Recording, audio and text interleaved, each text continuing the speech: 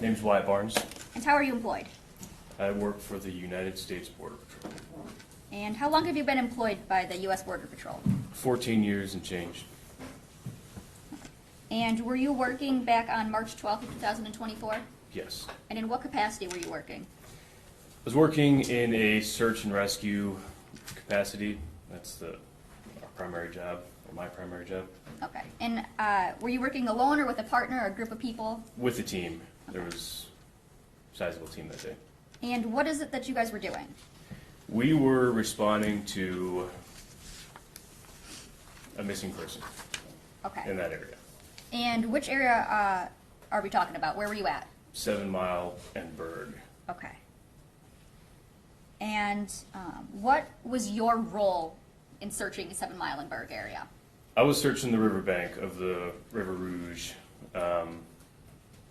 We were searching south along the bank. I was on the east side of the bank in the 7 Mile Berg area. Okay. And when you were searching this area, was there anything in particular that you were told to look for? Just nothing solid, but there were just some like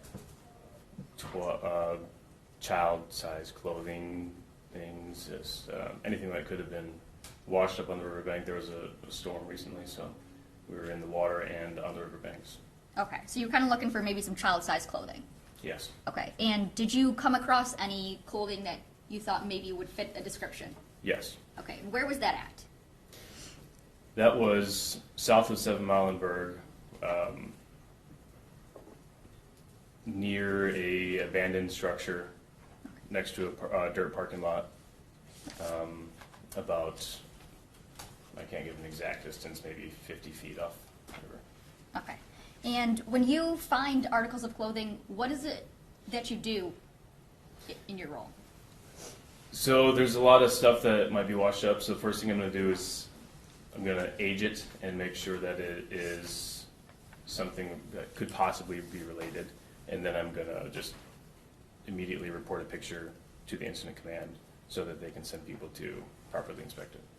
Okay, and when you say age, what do you mean by aging? Just to make sure that it hasn't obviously been in the brush for years, or it's not some garbage that washed up. That's all.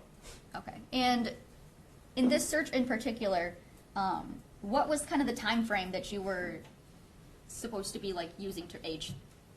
Recent, not like within a month or two. Okay. So it would still look new. Okay. And so when you find items, you said that you age them and then you kind of report them to Instant Command. Yes. Okay. And how is it that you report them? Do you go at like a walkie-talkie? Do you call them on the phone? Via radio. Okay. Yeah, via radio, and then there's usually some type of a chat, but I wasn't communicating directly on the chat. I just kind of forwarded the photos to a supervisor who then gave the photos to the incident commander. Okay. And then they would divvy those out to the detectives. Okay. And what is it that you found in this case? I found I don't know if this is the right term for it, but like a onesie. Okay. It was mostly balled up in the brush with a shoe inside of it. And so I pulled I didn't know it was clothing at the time, but I pulled it out of the brush just to kind of open it up and see what it was. And then once I saw that it was clothing with the shoe inside, I just reported it to the incident command. Okay. And when you're touching these items, are you wearing gloves? Yes. Okay. Do you recall, describe the onesie, color, size, anything like that? Pink. Okay. Honestly, the size, small. And what about the shoes? Or shoes, the shoe that you It found. was a sorry. small Nike shoe. Okay. And it was, sorry, it continue. was inside the onesie, which was inside out. Okay. Okay. And were you instructed to recover those at the time? Like bag them and bring them somewhere? Yeah. No. Okay. No, that wasn't. Were you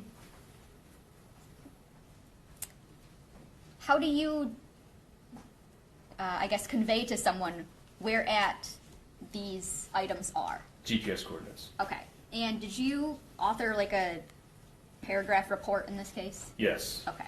And did you include coordinates in that report? Yes, and they were incorrect in that report. I just went over it yesterday. I do have the correct coordinates if you guys want those. Okay. Yes. Could you please provide us with the correct coordinates? Yes. And is there something that you're going to be using to refresh your memory? I have a piece of paper here. Okay.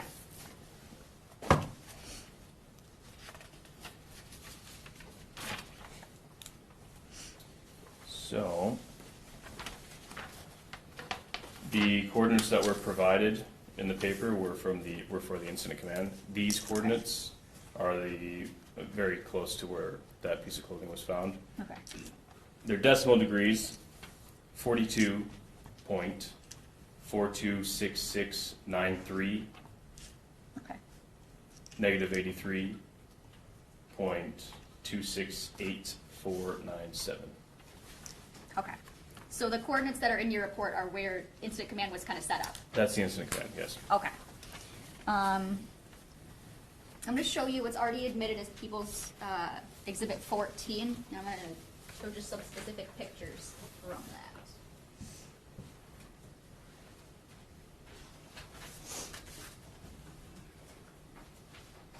We're looking at picture 63 here.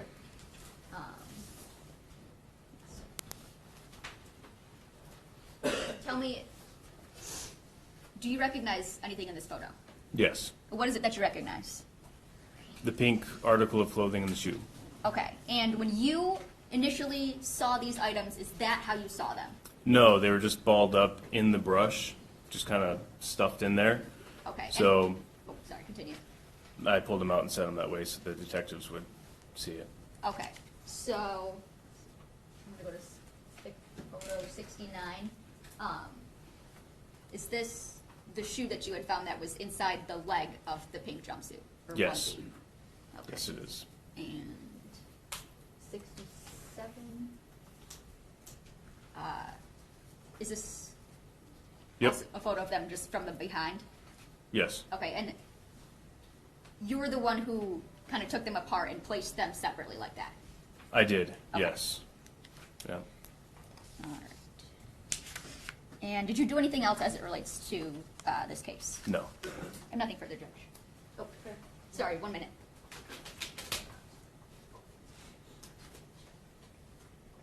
Oh, the coordinates that you gave, were those latitude, longitude? Yes. Yep. Nothing further, Judge. Okay. Well, like decimal degrees. So, yeah. Thank you.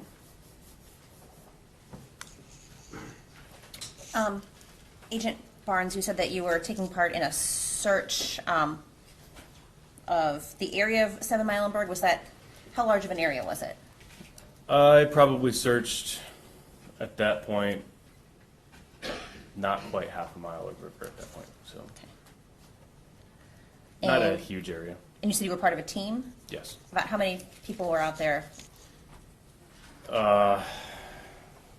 There was multiple counties out there assisting in the search. Honestly, I couldn't give you an exact number. Probably several dozen. 7 dozen? Several dozen. Several There dozen, was different teams assigned to different parts of the river. So different people were assigned to, or different teams were assigned to one like half-mile location, another half-mile location, or coordinates, I guess? Yes, even smaller than that. Smaller sections than that, yeah. Just to keep guys fresh. And was it like a coordinated effort then to kind of sweep this area? Yes, So you're just walking like in a straight line, or for the most part. can you describe kind of how that looks? Yeah, so in the river, I'll go from the river to the banks. So in the river, you have different teams wearing dry suits, using technology, looking for anything that resembles a body, and then sticks to kind of push stuff loose, and then they're searching the log jams in the river. Then you have guys on the edge of the river, because the water level was high, so we wanted to cover the river banks as well, which the water level was high and had become lower.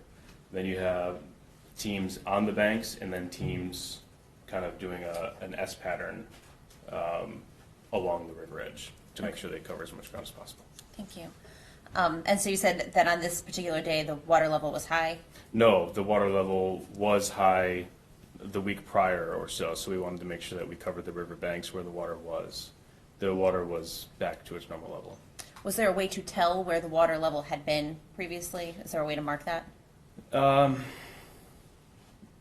Sometimes it's just where debris gets caught up Okay. in the brush. It was maybe a foot higher, but it wasn't. Okay. Yeah. And it was you personally that saw the pink onesie first, or the pink thing that you initially saw? Yes. Did you take pictures of it, how it looked when you initially found it? I didn't. No. Would you normally do something like that? There's just so much stuff. I wasn't taking all day if I had taken a picture of everything I found.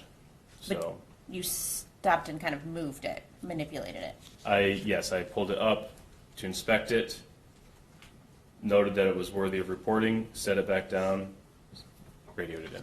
Okay. And how far did you set it down from the location where you initially located Same it? spot, Exact same spot? same brush. Okay.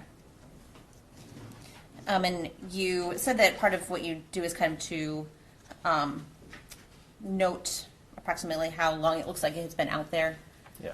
And in ma'am. this particular case, what was it that you kind of found or thought when you noticed it? There was no discoloration from the sun. You know, typically if something sits outside for a while, the sun's going to change the color that it sees, and then underneath it's going to be a different color. There was no discoloration in the article of clothing. So, and that can happen in weeks. It's pretty quick. Depending on how much sun there is. There was no evidence of animals getting in it. There was no significant dirt. It looked very fresh. Okay. Did you find or see any other clothing other than the shoe in that area? Very old clothing, years old. Like what, for example? Maybe just old coats, but it was nothing pertinent. Things Okay. that were Many under old layers coats? of lots. Yeah, I mean, there's a fair amount of debris. In that Under- general area, in that half-mile area that you were scanning? Yes. Okay.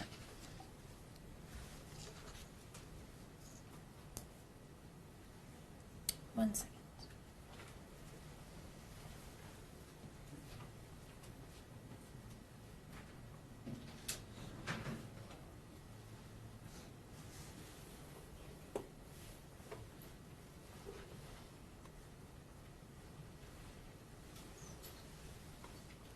I don't have anything else. Thank you.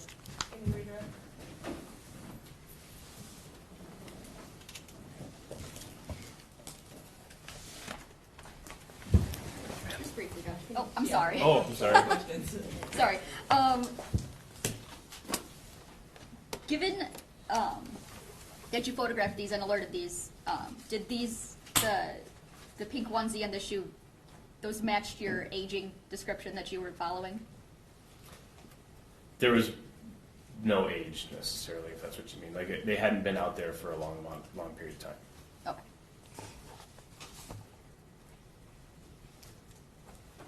Nothing for the judge. Now you're done. Thank you.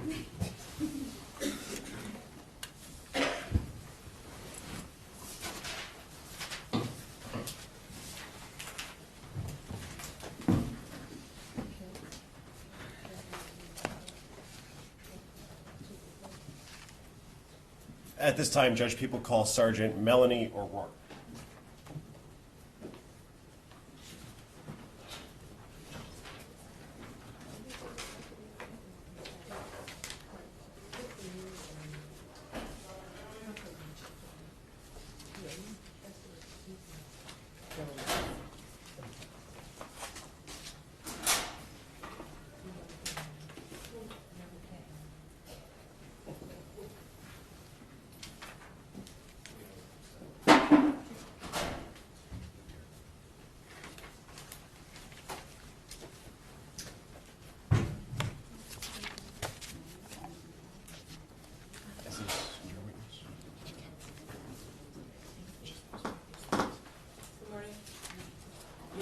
truth, the whole truth, and nothing but the truth. Yes. Okay. Walk this way. Just make sure you watch your step when you get to the witness box. And also, you can pull that microphone off the ledge if it's easier for you, or just lean into it. May I proceed, Judge? Yes. Could you state your name for the record? Sergeant Melanie O'Rourke, What do you do for a living, Sergeant? a sergeant with the police department, Which police department? Detroit Police Department. How long have you been with the Detroit Police Department? Approximately 11 years. And are you currently assigned to a specific precinct or unit within the Detroit Police Department? Yes, I work at major crimes. Okay, and what sort of crimes do you investigate at major crimes? Generally, homicides. And how long have you had that role, or have you been in major crimes? I believe since 2016. And do you do any specific role within major crimes that requires a little bit of training and education to do? Yes. And what is that? I do forensic analysis of cellular call detail records and tower mapping.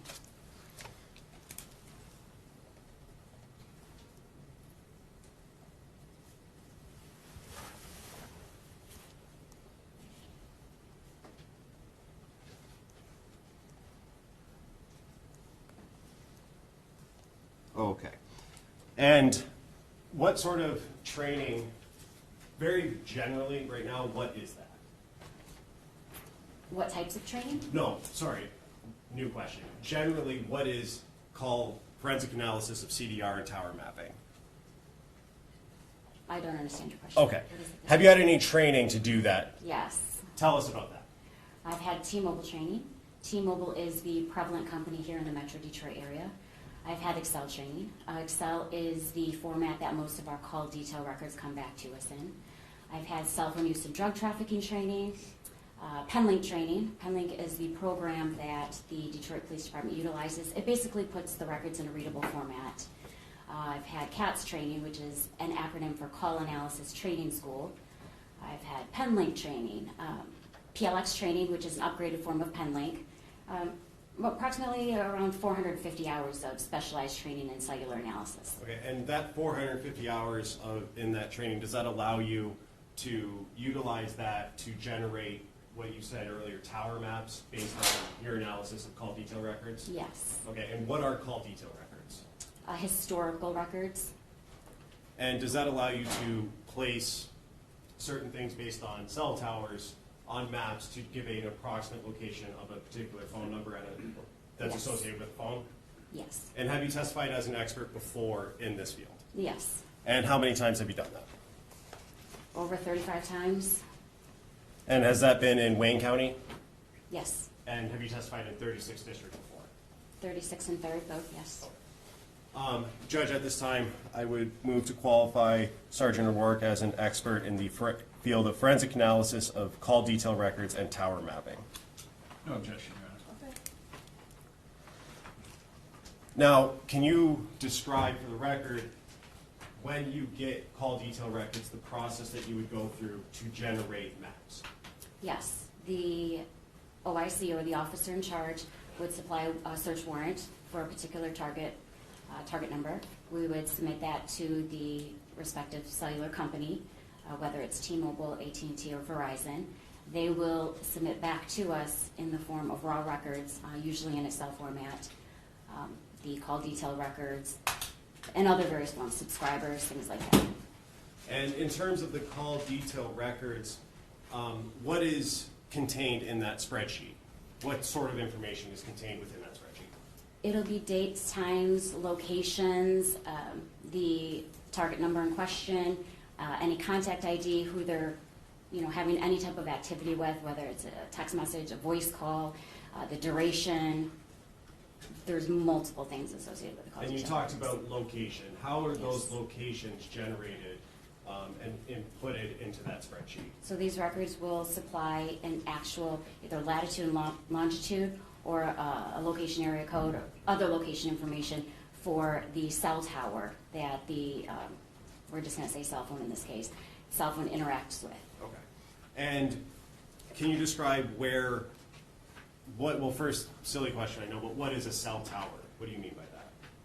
It's the cell towers that you see all over the place. They can be one of those huge mammoth things that you see. They've got a bunch of cells on there and antennas that you see, or it could be, really small and, but they're all over the place in the city. And the records provide a indication of which tower it was, that phone number was interacting with at a specific time? Yes. And does that allow you to take that information and put it into a map or go through a process to generate that location on a map? Yes, we actually receive the information and put it into a system called Penlink, and that information will, like I said before, will basically put it in a readable format. So the information that you receive today, that's what you're going to look at. Now let's talk about this case. Did you follow your process based on your training for a target number of 313-585-8719? Yes, I believe so. Okay, and that was a T-Mobile record, correct? It was. Okay. And did you generate maps based on your training and experience using Penlink to map that phone number and that phone at specific times related to this case? I did. May I approach, Judge? Yes. I'm approaching with People's Proposed Exhibits 33 through 39. If you could take a look at those, Sergeant, and do you recognize what I just handed you?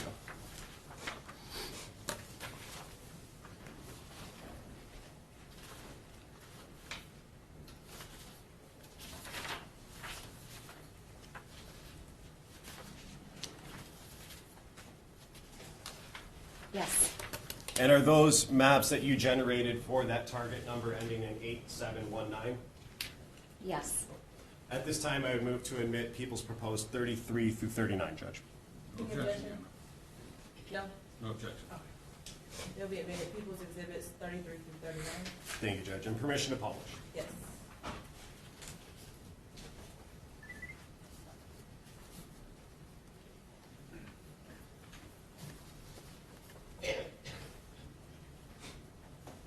And on the screen and in your hand is Exhibit 33. First, I want to talk about what's at the top, very top of this, and what information goes there. The first row is going to have what's going to be on our calls report, a condensed version. There's going to be a lot more in the actual calls report, but this is the information that exhibits what's in the map down below. Okay. So for row 1, which we only have one row in this instance, we're going to have the target device, which is the phone number, and the date, time that was requested. So in this case, it's going to be January 9th of 2024. And the time, which is in UTC time or military time, it's going to be 16:09 or 4:09 p.m. And then the duration, how long the activity lasted. You have a start, lack, and SID. That's actually your location information. And then the call type. In this case, it was a voice call. Call status, whether it was completed or not completed. The direction, incoming or outgoing. Did he make the phone call or did somebody call him? And then you have the contact ID, which is who the device was contacting or interacting with. Okay, and that would have been the phone number that in this case that we're looking at, an outgoing call was placed to? Yes. All right, so let's back up to the date, January 9th, 2024 that's what it says on Exhibit 33, correct? Yes. Okay. How do you know to do that date in particular for this case? So for all of these maps, this was requested by the officer in charge. That information is supplied to you? Yes. Okay. Do you know the details of other parts of this investigation, or are you just taking the information the OIC gives you? I know the general information, but they asked for a specific date and time, and this is what we placed on the map. Okay. And then moving over to the next row for time, it says 16:09 and 24 seconds, correct? Yes. So that's my next question. You said that that's in UTC time. Can you describe or tell us what UTC time is? No, this time that you have here is in our time, Eastern Standard Time. UTC time is Universal Time Coordinated, and that's like on the world clock. So you're going to have a -4 or a -5. The raw records come back to us in Universal Time Coordinated, and then we turn around and put it in our time so that you can read it and know that what time it happened here. Okay. And so, just to be clear, the 16:09 or 4:09 p.m. is what time Eastern it was Standard in Time. Detroit, Yes. where this phone was at 4:09 on January 9th? Yes. Okay. And that's a conversion that you have to do based on whether it's -4 or -5. Yes. What does that depend on, -4 or -5? It's the UTC time, Universal Time Coordinated. So it's on the world clock. So our Eastern Standard Time will change, fall back or spring forward based on the summer and the winter. And so during the summertime, it's going to be -4 from UTC time, and then during the wintertime, it's going to be -5. So we just put it in so that the time that you have here is Eastern Standard Time. Okay. And then the 2 rows over, one next to duration, start, LAC/CID. Can you tell us a little bit more about what that information means and why it's important? So that's going to be your location information. Your LAC is location area code, and then the SID or CID is your cell ID. Okay. And that is what allows you to generate, or part of what allows you to generate the map that we see below? Yes. Okay. So let's talk about the map that we see below. First, you have those 2 lines going out in almost a incomplete triangle. Can you tell us what we're looking at there and what's in the middle? Yes. So the middle part, you're actually looking at a V, and it's going to be about a mile long here in the Metro Detroit area. The cell coverage that you're looking at for any particular tower is usually about a mile. So that V is a representation of the intended area coverage of the cell phone company. Okay. And then there's a little pie chart in the middle in a little shape. Can you tell us what that means? Yes, that is the intended area coverage. Okay, so that's the mile that you were talking about? Yes. Okay. And then you have a blue dot located to just above the top line there. Can you tell us what that is indicating? That blue dot indicates 9,000 Connor, and that was requested to be placed on the map at this particular date and time. Okay. And so what essentially is your conclusion about this map that we're looking at here? What does all of this mean? In this particular date and time, so January 9th at around 4:09 p.m., the target device that we're looking at ending in 8719 is consistent with being in the area of the 9,000 Connor. And how precise is this location? I mean, you say in the area, there's no specific spot that you can say this was at this address. How precise can you get with this? So we can only tell you what the address and location of the cell tower and their intended coverage. They actually give you that. So you're working with radio frequencies. So it's not going to be an exact V that you see here. You're going to be working with radio waves. So it can be a little bit outside of the V or a little bit inside of the V, but basically this is just to demonstrate, the intended area coverage of the cell phone company. Okay. Going now to Exhibit 34, which is on the screen. First, is this the same information that we saw in Exhibit 33 across the top of the map in Exhibit 34? Yes. Okay. And you have 4 rows here instead of 1. Why do you have 4 rows instead of 1 in this map? In this instance, the officer in charge requested to see a travel duration.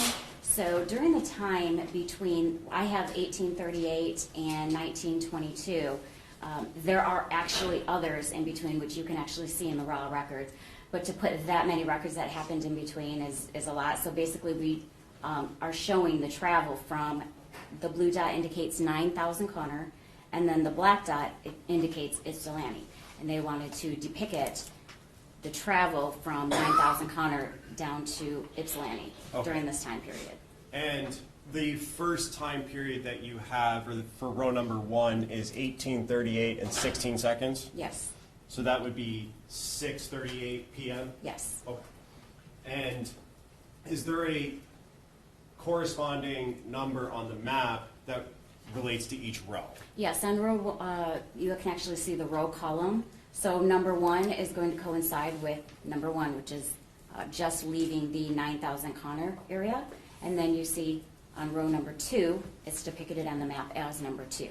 And it's traveling down 94 west. And then number 3 coincides with line number 3, and then 4 and so on. Okay. And so your conclusion, correct me if I'm wrong, would be that for number 4, at around 19, 22, and 33 seconds, that phone was in the area of Ypsilanti. Just west of it. Just somewhere, west of yes. it? I believe there's a little town there, but yes. Okay. And 1923, that would be 7:22 p.m., PM. correct? Yep. Going to Exhibit 35.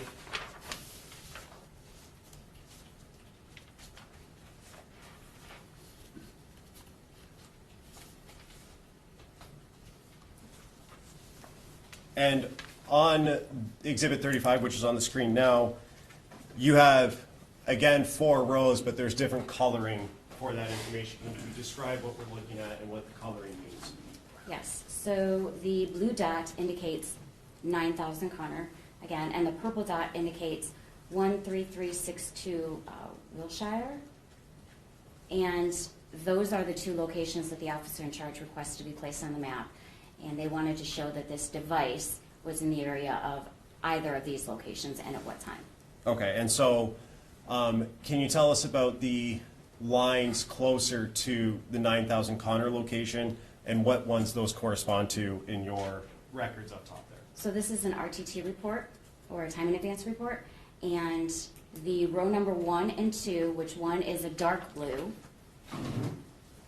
line, and the other is a light blue line, all indicate approximately around the area of 9,000 Connor during the time of 2028 and 2042, which is 8:28 p.m. and 8:42 p.m. Okay. And so is it fair to say that this phone was in the area of 9,000 Connor at those times on January 9th? It's consistent with being around the area. Okay. And then the other 2, the purple and pink lines, can you tell us about those? So there's a dark purple and a light purple, and that's around the area of 13362 Wilshire. And those are times of 2048 or 8:48 p.m. and then 2059 or 8:59 p.m. So the RTT information has moved from around 9,000 Connor to 13362 Wilshire during that particular time. And so does that indicate that the phone was traveling towards the direction of the Wilshire address? It could have been. Okay. And you've said RTT. Can you tell us a little bit more about what that means? RTT is a real-time tool or time in advance. Basically, it's a report that T-Mobile will send out, and it's historical location information. It's not necessarily based off of any type of activity, so you're not going to have phone calls during this time. It's not going to be text messages, or as long as the phone is on and the cell tower basically, or the base is able to get in contact with the device and back. So basically it's a time that it takes for a base station to send out a signal and then have it received back from the device. Is it fair to say that that's more of a passive interaction between the phone? There's no input on the phone that's required for this? There's no input required at all. There's not, any type of cellular activity at that time. It's basically for, efficiency and performance by the network. Oh. Going to Exhibit 36 now, which is on the screen. On that first page, you have 8 lines. Can you tell us the reason you have 8 lines and what they're indicating here?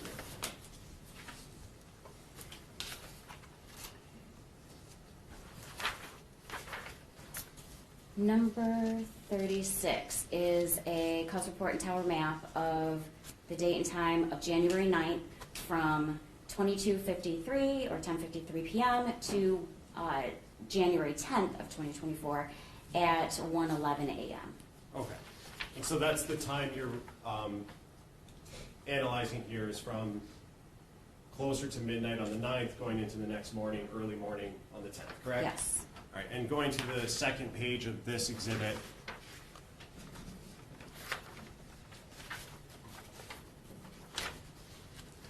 can you tell us what we're looking at in this map on the second page of Exhibit 36? In this map, we're looking at rows 1, 2, and 3. So the red dot that you have right there smack dab in the middle indicates 2000 Harper, which is the Park Crest Motel. And then the next slide has a different address associated with it.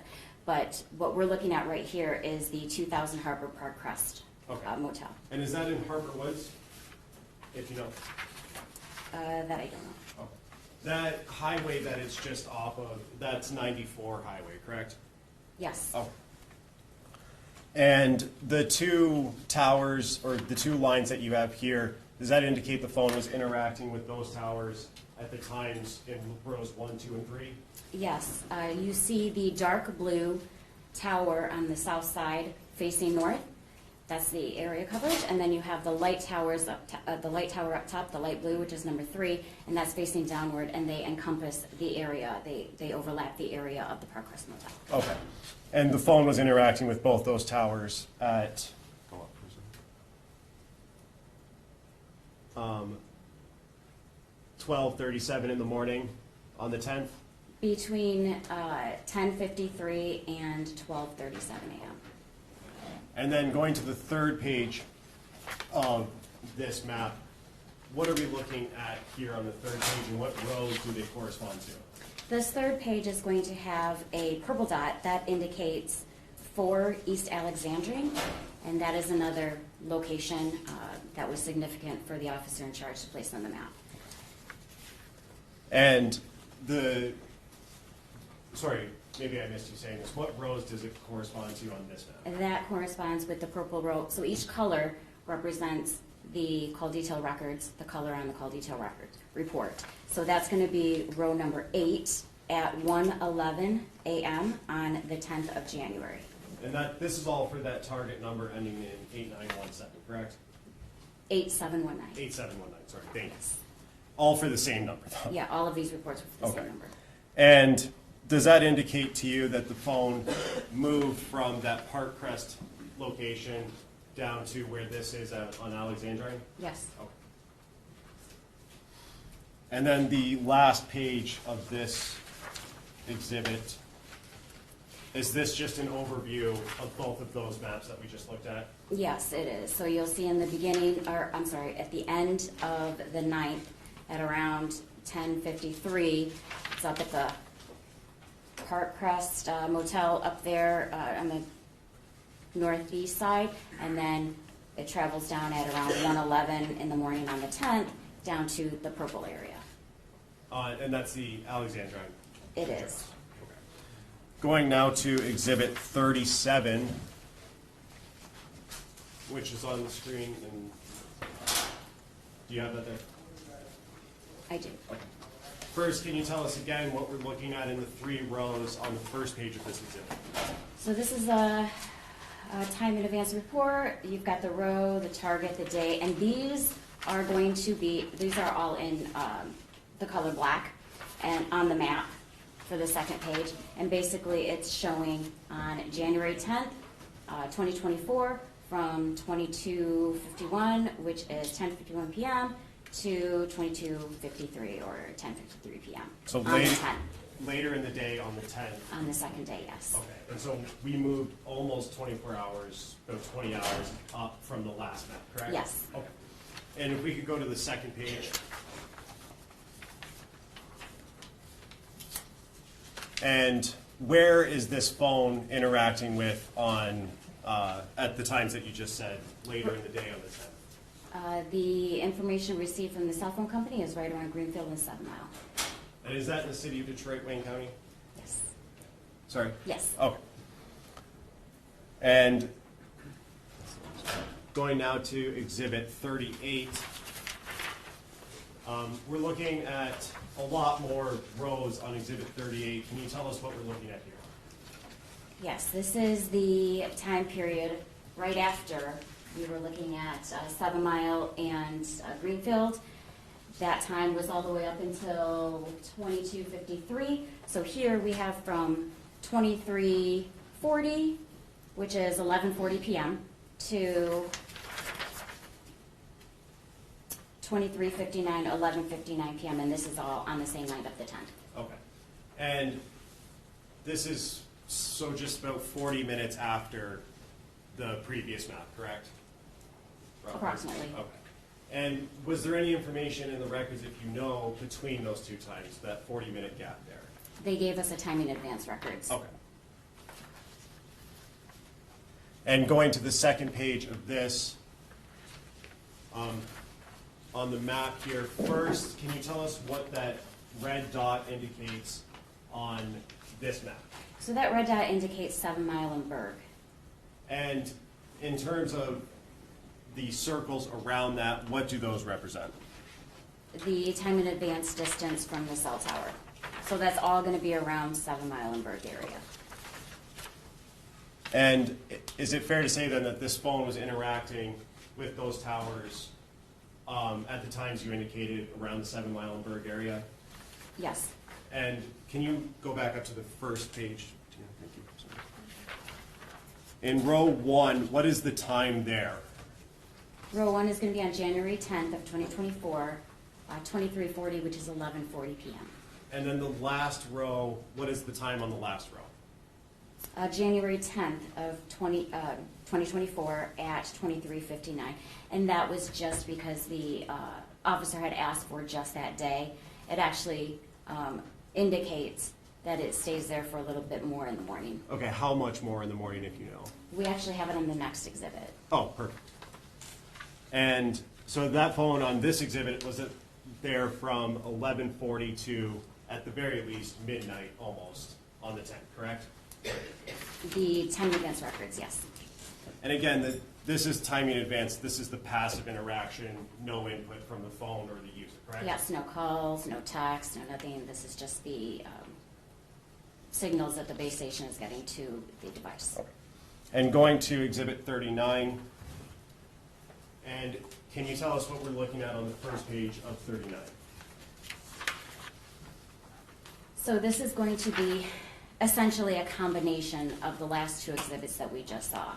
So this is going to be from January 10th of 2024 at 9:49 p.m. or 21:49 to January 11th of 2024, the next day, or the next morning, at 1:34 a.m. Okay.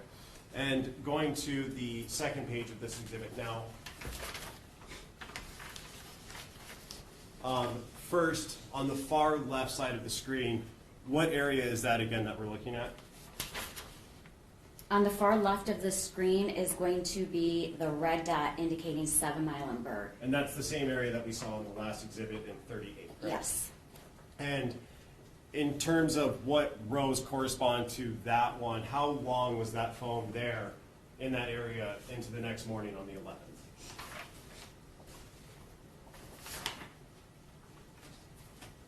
You have, let me see. Okay, so starting with row 1, it's down in the purple area, bottom right-hand screen. You see that the purple dot indicates 4 East Alexandria, which we looked at a map from earlier. And then it goes to it's actually still there around the area of 4 Alexandrine, which is the purple on line 2. Then you see it start to traveling up to number 3, which is in the light blue area, which is in the middle one, just above the dark red. And then you see it show to the dark blue after the light blue, which is going to be still traveling north. And then that 7 Mile in Greenfield, which is that blue dot, and then going over to the 7 Mile in Berg. And the 7 Mile in Greenfield, we looked at that one, I believe it was We exhibit did. 36. Yes. And so where does the phone end up, and at what time is the last entry for the 7 Mile and Berg area? So the 7 Mile and Berg area is at 134.13, number 8. And then you see that big kind of curved line, that's actually going to be line number 9, and that's when the device is essentially, moving away from the location. Okay. And so that phone then was there in that area of 7 Mile and Berg from about 12:40 to 1:34? 12:40, Sorry, 11:40. 11, yeah. Yes, 11:40 p.m. to around 1:34 a.m. on And- the 11th. And on the 11th at 1:34 a.m., it starts to move away, which is row number 9 on your first page there. Yes. Okay.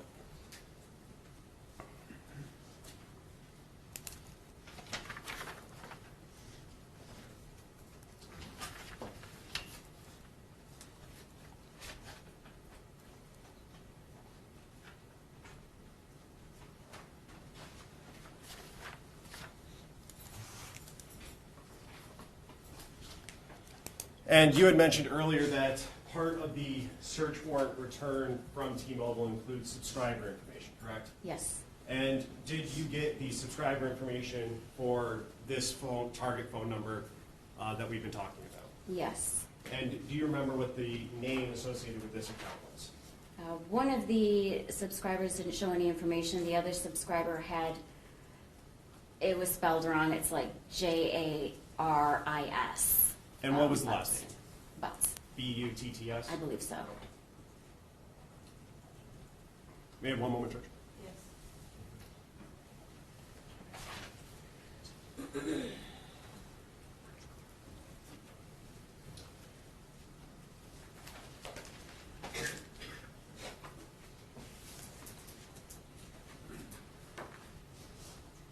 Can you go back to the exhibit that we were talking about for the Park Crest Motel? Yes.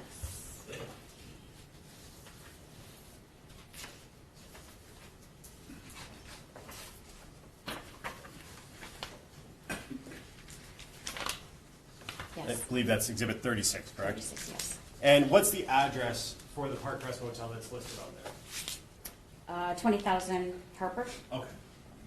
Maybe I misheard you. I thought you said 2,000 earlier. I just wanted Oh, I apologize. It's 20,000. 20,000 Harper? Yes. Okay. Nothing further, Judge. I have one question. Back on exhibit 38, the last, the one with 7 mile and bird over in the top left corner. Yes, Your Honor. Well, I guess this one works. This one is up. This is 38. This is 38? Did you get to 39? Yes. 39. So there's an image of a house in the bottom right, in purple, you have blue, it's a car. The left in the 7 mile and bird is shoes. What does that indicate? Or footprints? I believe there was possibly some evidence there. That's Okay, I why. didn't know with the different images, if it was significant. No. Thank you. I don't know if you have questions based off of what I have. No, I don't. Okay. Unless, may I have one more?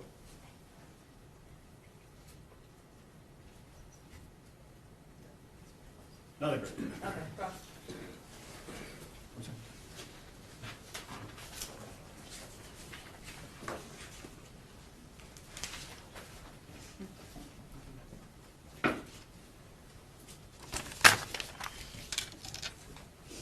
Good morning, Sergeant O'Rourke. Good morning.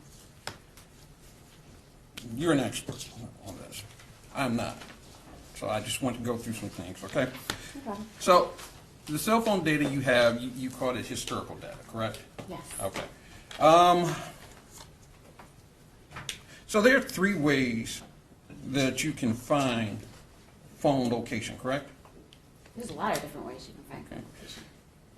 Sure, fair enough. But the 3 primary, GPS information from the phone, right? The phone has a GPS and you can get GPS information from the phone. That's not what we deal with. Right, but I'm just saying, that is a way of That could locating be the a way. phone. And you can triangulate a phone call, correct? We don't do triangulation. So Okay. the mapping that you're looking is not triangulation. So what you're doing is what's called cell site location information? No, we're doing, the calls report, they actually give you a physical Latin long for the tower. They also give you the azimuth, which is the central location of the area coverage. Called a So we're CDR. actually putting all the information that they give to us and putting it on a map. Right, it's called a CDR, correct? Call detail records. Call yes. detail record, okay. So the call detail record is basically a bunch of numbers that tell you this phone is communicating with a tower in a certain area, correct? Yes. And from that, you come up with the cell site location information, correct? No, they give you the cell site location information. That's the Latin long of the cell tower. They give you that. Who gives you that? The cell phone company, that's the call detail records. Okay. And I think you mentioned this is all historical information, Yes. and it's an interpretation, so it's not 100% accurate, correct? When you say 100% accurate, the cell towers are the Latin long. There's no interpretation there. If you're talking about the intended area coverage? Right. But the intended area coverage, they give you an azimuth, okay? And then that intended area coverage is generally around 66 or so degrees area coverage. Okay, so the cell phone, the information you get is the phone connecting with a tower, sending information that tells you this is the location of the phone. For call detail records, they give you the tower, lat and long, the actual address of the tower. They also supply the intended area coverage, which is the beam width of how, how far or how big the intended area coverage is, along with the azimuth, which is why we do it in the shape of a V. So they're giving you the V-shaped and the azimuth, the smack dab in the middle. So they're telling us that's the intended area coverage. That is the intended area. Yes. Okay.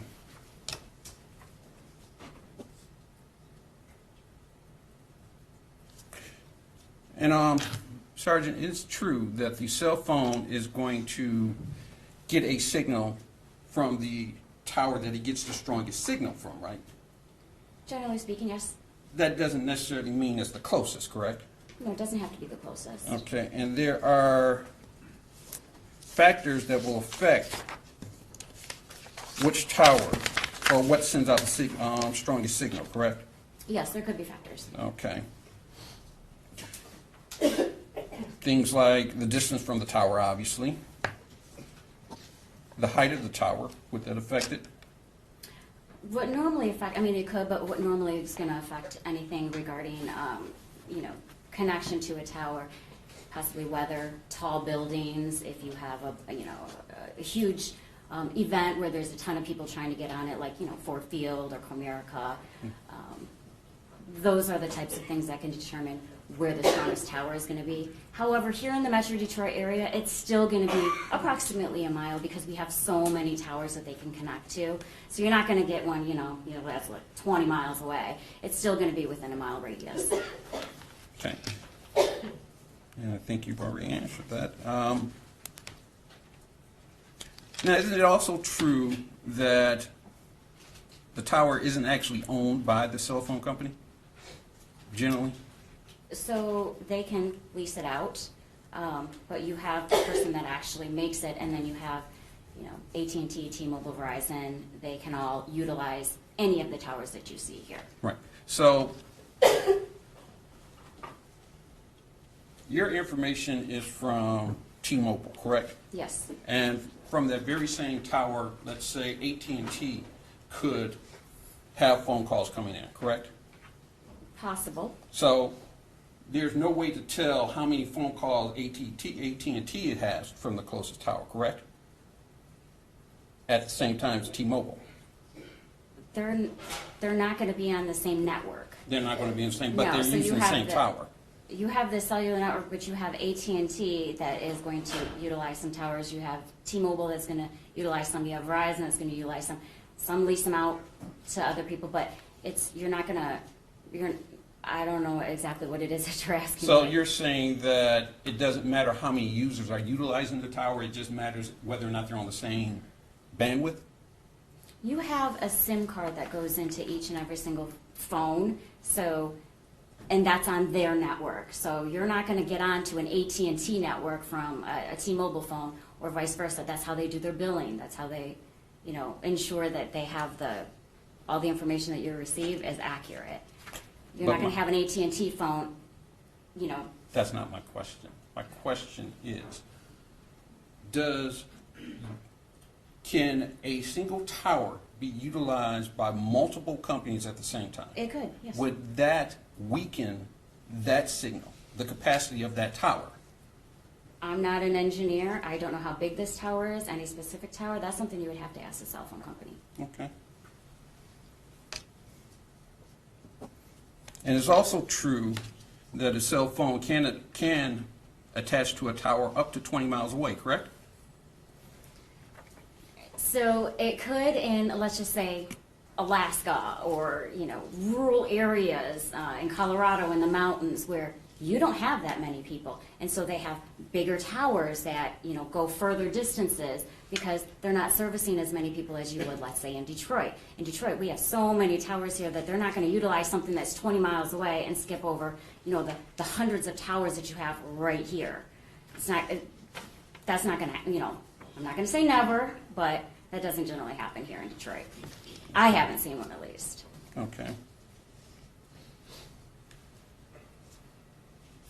And there's generally overlap, and I think even one of the slides you had, there's overlap in these towers, correct? When you say overlap, Meaning that a single area can be covered by multiple towers. that's generally how it is. You have one tower, I mean, even in the ones that we were looking at, you have one tower with multiple cells on there. So this is for T-Mobile or any company to make sure that they have coverage, that you don't lose your service. You could have one cell facing this way, then here, then here, then here, then here. They're all gonna overlap to ensure that the person has coverage, that they don't drop their service. Okay. So yes, you've had overlapping. So basically, the data, you said that you use a program called PinLink. What exactly is PinLink? PenLink is a program that we're able to receive the call detail records, input it, and basically it just puts it in a readable format. So, for example, all of the calls reports that you see come in Universal Time Coordinated, or UTC time.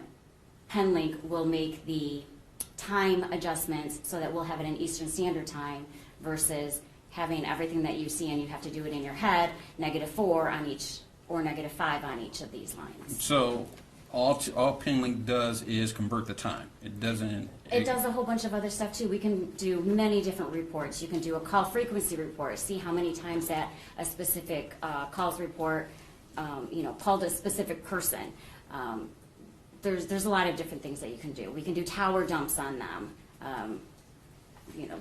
There's multiple things that PenLink can do, but basically they're able to give us reports in a readable format that you would be able to understand versus looking at just raw records. Okay. So you get raw records from the phone company, correct? Yes. Do you know if there's any error in the records that you get or in the data that you receive from the company? Do I know if there's any errors Right. in the raw records? Right. I would have nothing to compare it to. That's the information that they give us. Okay. So you don't know if the information that you receive is 100% accurate, Well, that correct? information is certified by the cell phone company.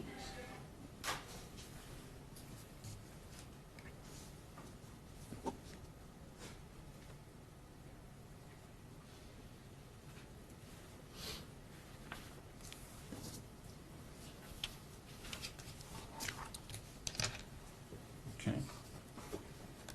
So we're in the Detroit area, and this is just hypothetical. We're in the Detroit area, right?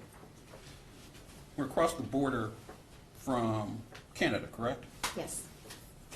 Have you ever gotten a message from Detroit that says you are roaming in Canada? Yes. Okay. But you're not in Canada, right? Correct? So that would be an error, right? Yes. So the cell phone can make an error, right? That's not an error.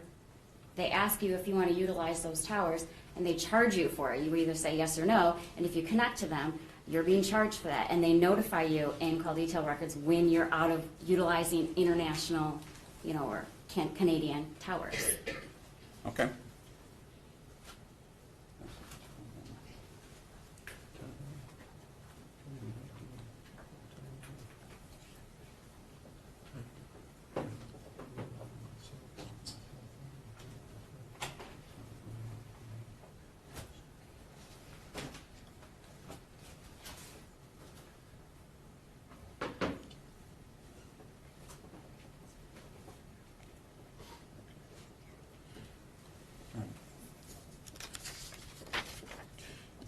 You also mentioned that there were multiple subscribers on this phone. Yes. So there was more than one phone? No. So you had the information from, I believe it was Sprint, who merged with T-Mobile. Okay. So now it's T-Mobile. But we received, I believe it was the Sprint subscriber information and the T-Mobile subscriber information. Okay. So there's not. So when you said multiple subscribers, you did not mean multiple phones. Multiple subscriber reports. There's not multiple phones, it's just one phone. Okay. And then of course, you obviously can't say who was using the phone or who was with the phone at the time this phone No. was being tracked, correct? Nope.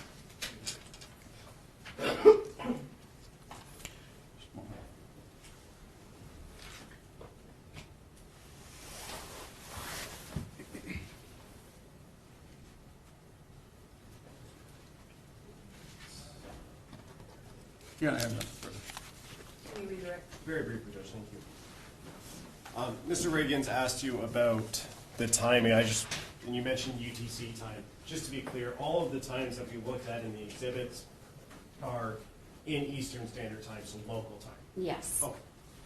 And you mentioned something earlier, azimuth. Yes. First, can you spell that? For the quote. AZMIUTH. Okay. And what is that? It's just the center of the width of the. Basically, it's going to be the center of the width of the triangle that you're Or looking the at. V shape? Yes, the V shape. All right. And that has to do with the intended area coverage, correct? Correct. Okay. And you said that, well, Mr. Riggins asked you about connecting to a tower 20 miles away. You remember that question? Yes. You said you had never seen that in Detroit, correct? Not in Detroit. Okay. How many times have you done this analysis? How many times have you put these maps together for different cases? Since 2016. And is that like in the thousands then, or less than that? Oh, yes. More than 1,000? Oh, yes. Oh. And that's all been for the Detroit area or Metro Detroit area? For the Yes. most part? The Metro Detroit area, yes.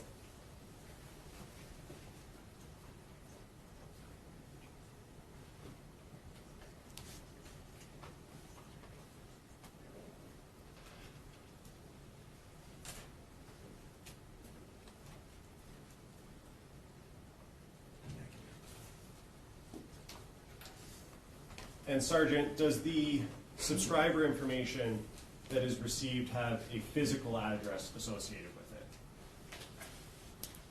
That I don't know. You would have to actually look at the subscriber information. Okay, would that refresh your memory as Yes. to this case? May I approach, Judge? Yes.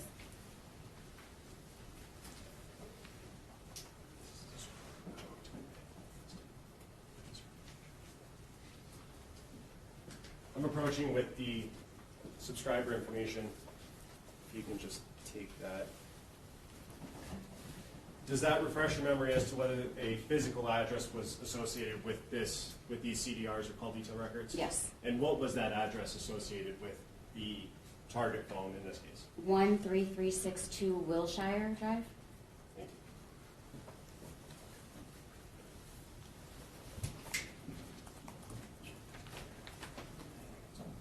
I have no further, Judge. Thank you. Thank you, Reverend. That's fine. Thank you.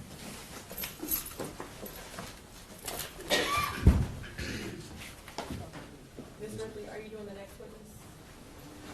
Mr. Vice Mayor. You all want a 10-minute break? Or- Yeah, Judge. Let's do a 10-minute. Make it 15. We'll come back at 11:55. You okay?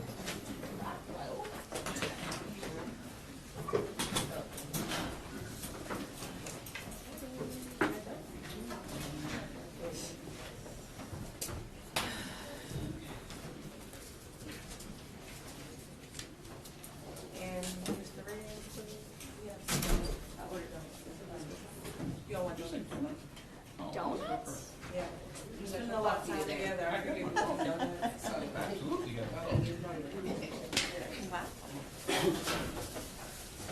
I mean, I don't think I can turn down a donut. Ever turned down? Yeah, this is not me. It's not on me to turn them down.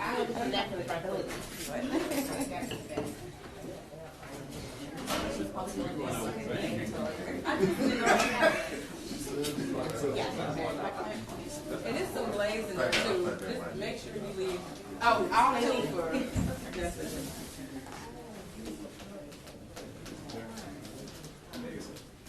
Anybody else want donuts? Order donuts. Okay, thank you. Appreciate it.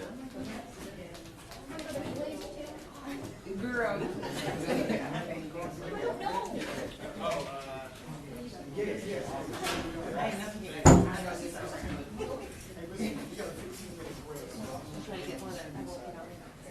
Oh, wow, you know. You see that now?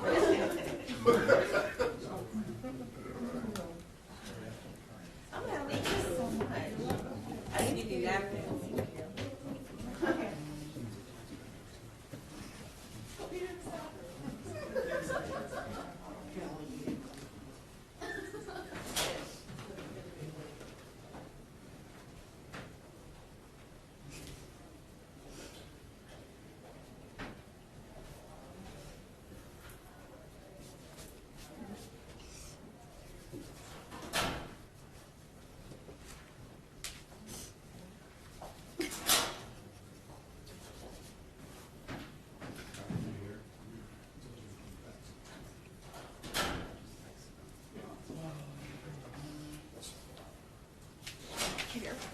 Valerie, yeah. Okay, whatever. Thank you, Judge. You're welcome. There's donuts. Do you want a donut? No.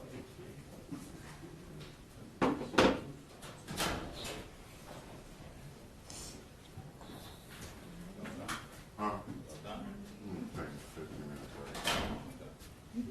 done.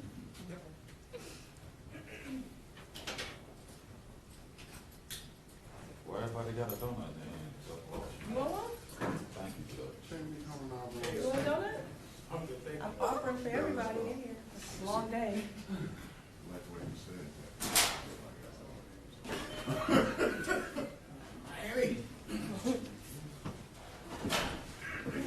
I saw it from all the way across the hall. What, the donut? The donut.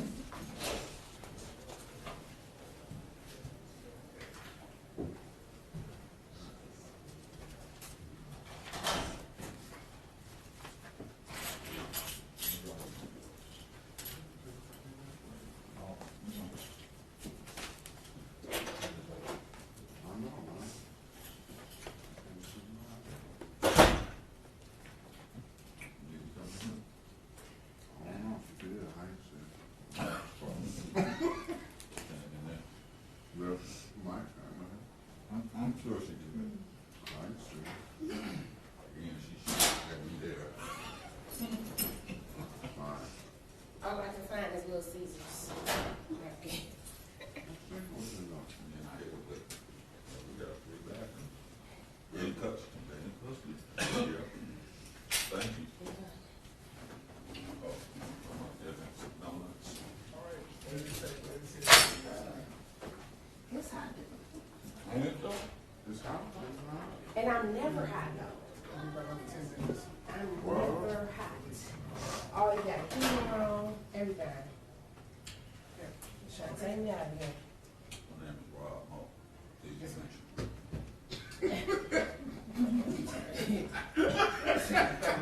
Yeah, I think Just saying. We're on the road today, man. I see. You got some sleep last night? So, with all these other money. I ain't got no. He's so stupid. Oh, man. I wish you was shop. We got 3 days in You all got one, huh? hopefully that way. We just had, Oh, yeah. Last year? Remember 3, the little 3 Oh, yeah, yeah. They, took the money stuff? Mm-hmm. Yeah. That was a 3-bag, one away. He's like, of course he had to let him charge it. Yeah. They let them leave though? They did. A lot of times they'll let them make cases. You know, because I think he had to let him charge it. He says he had to be back and some other stuff. And they were trying to push it out to October. They ended up letting him do March. And then the attorney's office was like, I'm ready, I've been ready. I saw this stuff. I'm just doing it. Mm-hmm. I don't want to keep waiting. I'm trying to get done. I know, right? And that's the way. This was scheduled for, ours was scheduled for what, 10 o'clock? Damn, I was about to say that. And they're still waiting on 4 o'clock. That's all the way y'all went on? Everybody else here? Up in that chair? I'm saying here? And Judge Oh, he Sure? gonna, I'm surprised he gonna. No, the judge, she calls. Oh. So Oh. when you call, Oh, will. yeah, And okay. it helps that we have other stuff on. Going, okay, I got you. Yeah, wait till this last one. He was gonna be like, oh, she ain't here in 10 minutes. We play some I ain't got something. no time. Yeah. You already know it.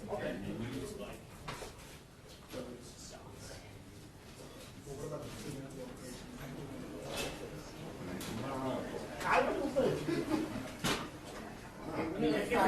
If you could just like maybe where I can just like look at it, I might be able to get the 2 of them. I'll down for you. Yeah. Down for. You know he does. But, go. Cause you was gonna ask me about this case, right? see.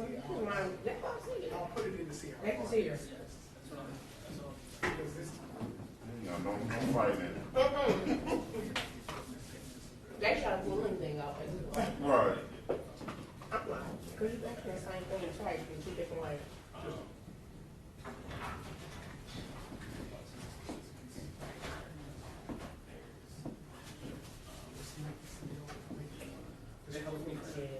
No, I just be saying, but I'll text you. If we the one you want first, you know what I'm saying? Well, I'll figure out what's close. Yeah.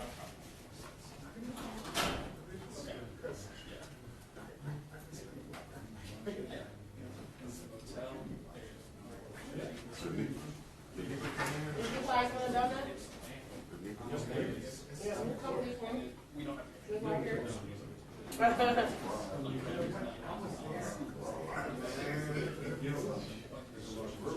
Because I can see the parking lot. No, I was there, it was right behind, the church. 7 mile per. Excuse me. What's the big church right over there?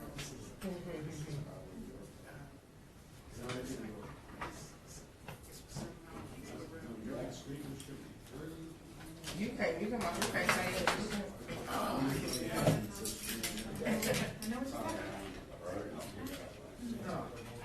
I was there. So you get the phone. The check. Wait. Good, look, you stupid. I didn't even look back up at the 10 minutes. We could have ran.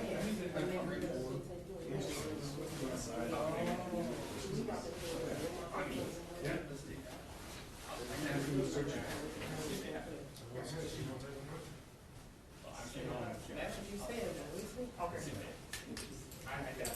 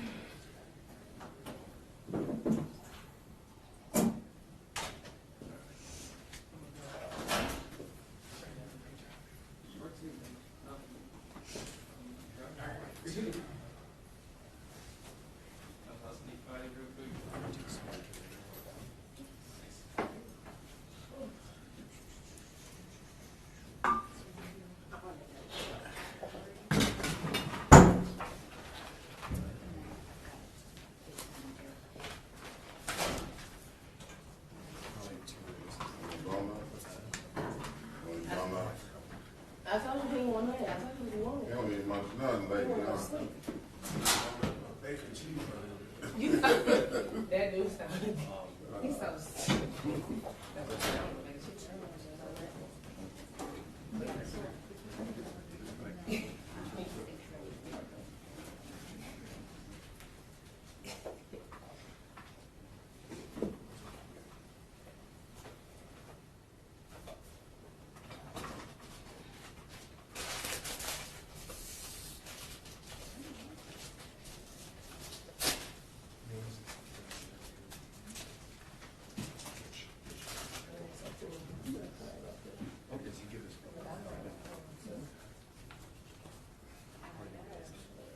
That dude sounds pretty good. I mean, it ain't half bad. That's why you can do that.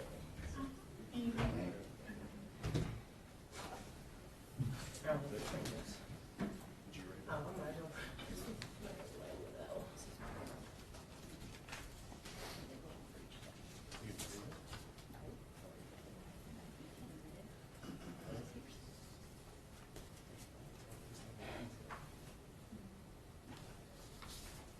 It's not how that works. So it's a good question. Yes.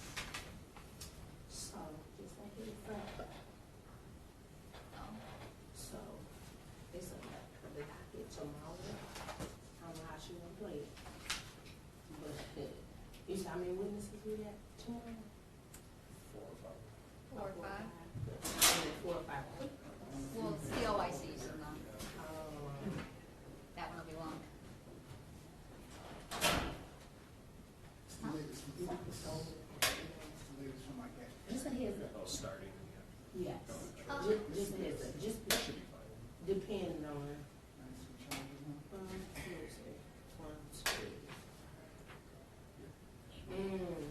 Take that back. Why she's scheduled to shoot? Oh, I've talked to her. She didn't. Because we, there's 2 felony murders Oh, no. in the afternoon. We got 2 in the morning. Wednesday? What's tomorrow? Wednesday. I'm not gonna go on. Because I said it to the side, I wanted to say something to her. Yeah, I can't imagine she would do that. No, that's Thursday. I got Friday. Friday a little longer. Oh, we'll be fine. We'll be done. I hope. That's our We'll goal. see. I don't know what I do with it.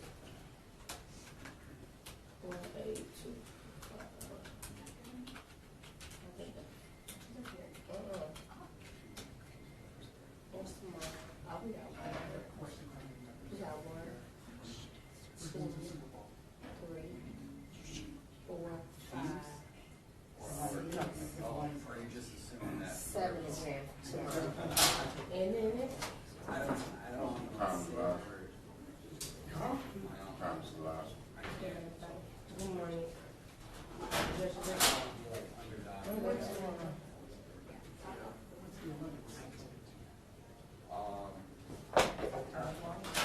Did you?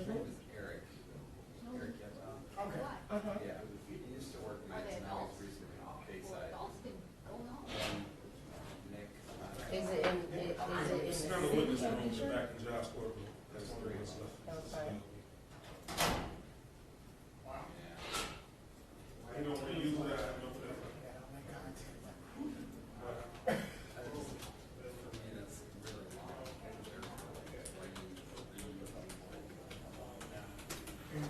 Vacation, like you say. No.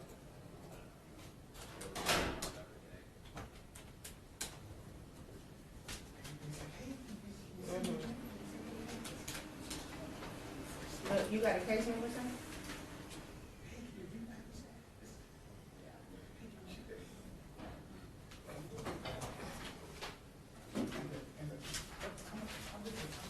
They were 6 hours ahead.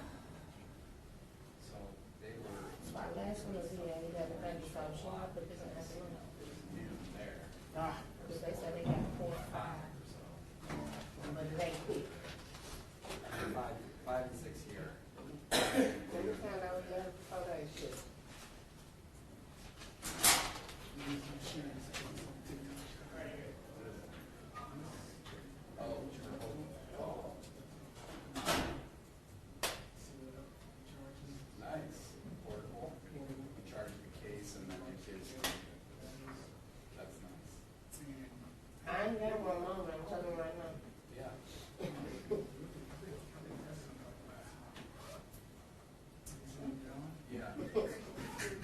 I put it on me and they just see me. Wow. I'm in charge of this too, but I just have the one that Pleasant. What, 5'2"? Yeah. I don't know. Our numbers don't start like that. I'm like, that's why. Uh-huh. Yeah, it was nice to have that. So, Uh-huh. asking for double A's. Uh-huh. It seems like every couple days. What's your name again? That's nice. Does it have to be those batteries specific or any rechargeables? Okay. So you will be before Judge Jones, Stanford Jones. Hold on 1 second, okay? Nothing. Oh. Two questions. His court date for here was on the 18th. He didn't come. There's a warrant out. He in the county. He's been in the county since the 19th. They're trying to get him court date. He's been in the county since the 19th. So he can't be on warrant. Oh, okay. He's probably in the county because he paid this. And I said, He's been arraigned. oh, so I need to Get around. And then I said, Yeah, they're good. you see? I'm gonna read off on me. My dad is locked out, so I just gave up on trying to. If it was all CS, I mean, if it was all.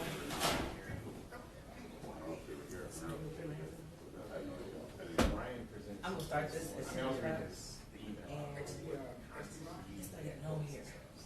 Their part, so whoever did it, because I put on for today, it wasn't on for today. It was on Yeah, it made it. I saw sand. so they should have been done with it. So that's taken out. Oh, Oh, when I was sitting here researching, and she said, on the website it and might not be quick. orders funds it, and then went right to a YouTube. Yeah, I'm like, Oh, I see.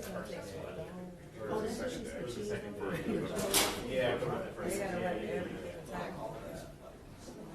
that's what she was like, now, and then she used up. She was 4 or 5, but it's not.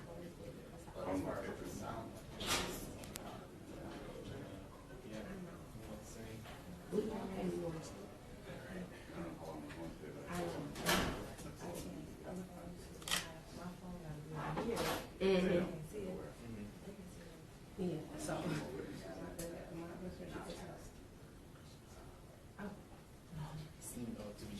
So I'm happy. You can't finish it, and then that, for that, look. Yes, I was like, okay, I'll put it there. Can't really escape. No.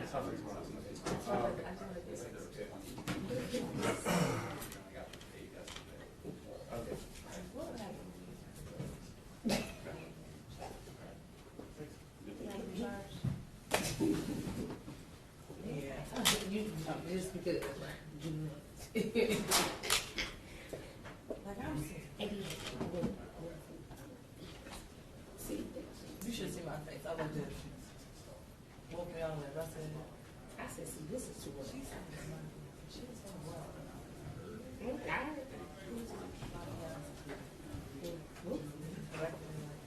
What's it?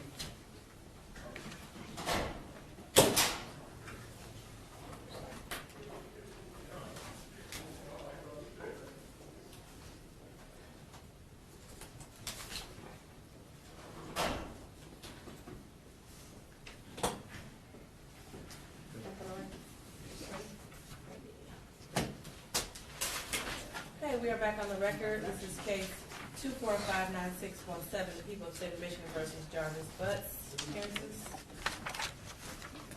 Good morning, Your Honor, or afternoon. Matthew Makepeace on behalf of the people. Good afternoon, Your Honor. Tina Ripley on behalf of the people, P83688.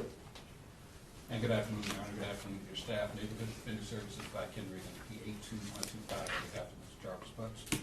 Good afternoon, Your Honor. Neighborhood Defender Service by Cheryl Quick, P83973, also on behalf of Mr. Butts, with co-counsel Lauren Butler. Number 88126. Thank you. Mr. Butts, state your name again, please. Okay, you can have a seat. Mr. Makepeace, before we call your next witness, just a question about how many witnesses you intend on calling today. Today, Judge, we have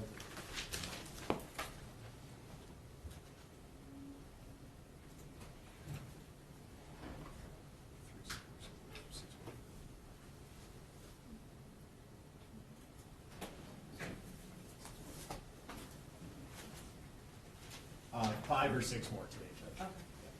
Okay. Okay. You can call your next witness. At this time, people call Valerie Smith.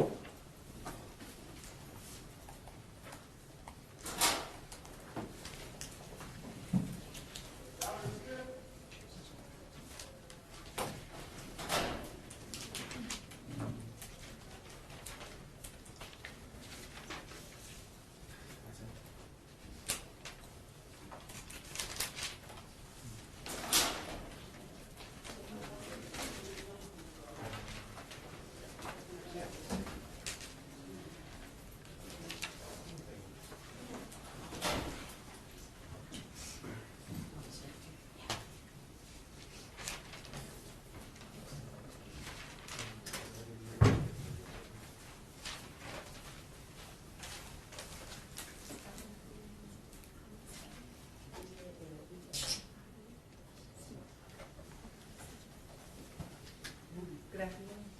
Do you swear to tell the truth, the whole truth, and nothing but the truth? Okay. Walk this way. Yes, watch your step. Take your time. Get up the stairs. And once you get situated, that microphone, the one with the white cap on it. Yes, ma'am. You can pull that whole microphone and put it in your lap, or just make sure you speak into it when you testify, okay? Okay. Thank you.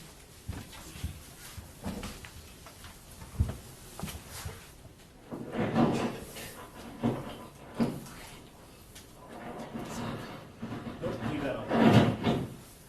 May I proceed, Judge? Yes. Could you state your name for the record, ma'am? Valerie, excuse me, Valerie Louise Smith. And Ms. Smith, I want to call your attention back to March 7th of 2024. At that time, in what area did you live? That's where I live currently, on 7 Mile Evergreen area. Okay, and is that near Evergreen and St. Martin's? Yes, Okay, is that in the city of Detroit, Wayne County? yes, sir. And on March 7th, 2024, did you come into contact with the police? Yes. Okay, and what was the reason you came into contact with the Detroit Police Department? I found a young lady's ID And where did you find that ID? directly across the street from my house. And was it like a driver's license, school ID, or something else? School ID, it looked like. And when you found that, was that the first time you had seen it there? No, I stepped over it for 2.5 weeks before I decided to pick it up. Okay, and is there a reason after 2.5 weeks of noticing it there that you decided to I pick it just up? decided to pick it up that day. I was going out shopping. I said, well, let me get it and send it back to whomever it belongs to. Okay, and when you picked it up, did you read the name on that ID? Yes, And what was the name on the ID?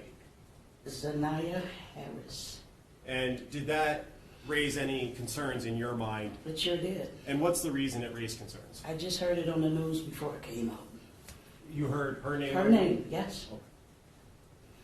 And when you picked it up, did you have gloves on or anything like that? No, no. And you used your bare hand then? I took my thumb and flipped it. And when I saw the name, I just put my hands on the outside of it. And what was the reason you just put your hands on the I outside? didn't want any disturb any of the prints that were on there. And when you picked it up, did you place it in anything? Once I got to the next stop, I was on the bus line, I took it in the gas station and I put it in a lid. Okay, so let's back up for a second. You picked it up and then got onto the bus? Yeah, but I still had it like this. And- I never put my fingerprints, any more prints on it. And for the record, the witness indicated by holding her hands about Yes. 3 like inches this. apart. Yes. Her fingers. And when you got to the gas station, did you go into the gas station? Yes. And did you tell the people in the gas station about what you found? Yes, sir. I also told the bus driver what I had found. And then Yes. after you told the gas station people, what happened next? I asked them to call the police for me. And did they? Yes. And then did the police come to your location? Yes. And after the police got there, what happened next? They took me back to my house so I could show them exactly where I found the ID at. And did you show them that? Yes. And did you give them the ID as well? Yes. Okay. I gave it to them when they initially pulled up. And may I approach, Judge? Yes. I'm approaching with People's Proposed Exhibit 40. Ms. Smith, do you recognize that? Yes, sir. And is that the ID that you found? Yes, sir. I would move to admit People's Proposed 40. No objection. Could it be a minute? And permission to publish on the screen. Yes. And Ms. Smith, I don't know if you can see the screen from where you are. That's the picture I just showed you, correct? Yes, sir. And is that the cup or the top of the That's the lid I set it in. lid that you Yes, put sir. it in? Is that a yes? Yes, sir. And on the bottom left, it says grade 8, correct? Yes. I have nothing further, Judge. Thank you. Any cross? Just briefly. Good afternoon, Ms. Smith. Hi, how are you? Fine, thank you. You said that you picked up the ID, was it March the 6th? Or I'm sorry, the 7th? Yes. Yes. And you said you had been stepping over it for approximately 2 weeks? About 2.5 weeks I stepped over it. Okay, so that puts you in February When I initially saw it. when you initially yes. saw it. Okay.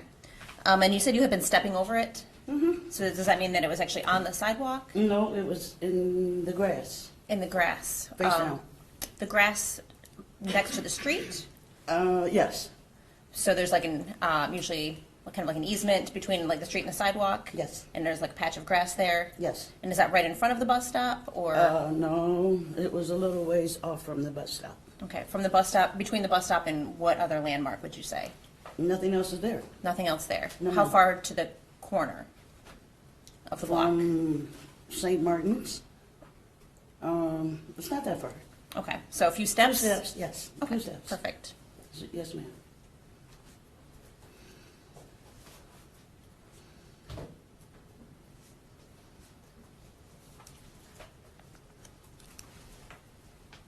I think that's all I have. Thank you. Any redirect? Yes, briefly.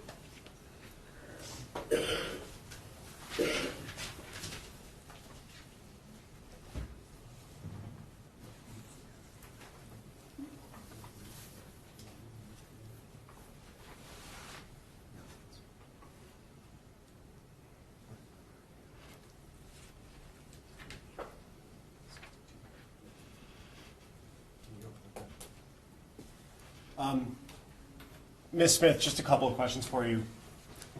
Ms. Quick asked you a couple of questions about specifically where you found it. You said it was in the a patch of grass next to the sidewalk? Yes. Okay. And you said you had been stepping over it for about 2.5 weeks before you gave it to the police department. Before I decided to pick it up, yes, sir. The 2.5 weeks that you've been stepping over it at the beginning of that, is that the first time you noticed it? Yes, sir. And it could have been there before those 2.5 weeks, Yes, correct? sir. Yeah, I think, Jack, I think that causes speculation. I don't think it's a yes or no question, Judge. I don't think that. How will she know how long it's been there? She can only Can you testify. stand up to the court person? Yes, Your Honor. My objection is how can she testify to how long it could have been there prior if she can only testify to what she knows? And she testified that she knows it's been there for 2.5 weeks. Did you see it being placed there on the grass? I'm sorry? Did you see it being No, dropped on ma'am. the grass? Okay. No, ma'am. So, I'm gonna sustain objection, because she wouldn't know, but she didn't see it dropped. Okay. So the first time you noticed it was 2.5 weeks prior to March 7th? Yes, sir. Okay. And when you talked to the police officers, did you look at a photo, a Google Street View of your location? Yes, sir. And did you indicate on that photo where you found the? Exactly, yes. They May I- took me, excuse me, they took me back to my house so I could show them exactly where I found it. May I approach, Judge? Yes. This is gonna be 62. I'm approaching with what's going to be marked as people's proposed 62. Do you recognize that, ma'am? Yes, And is that the photo that you signed and indicated where you found it? yes, sir. At this time, I would move to admit people's proposed 62. No objection. It'll be a minute? And permission to publish, since I don't have a hard copy right now. Yes.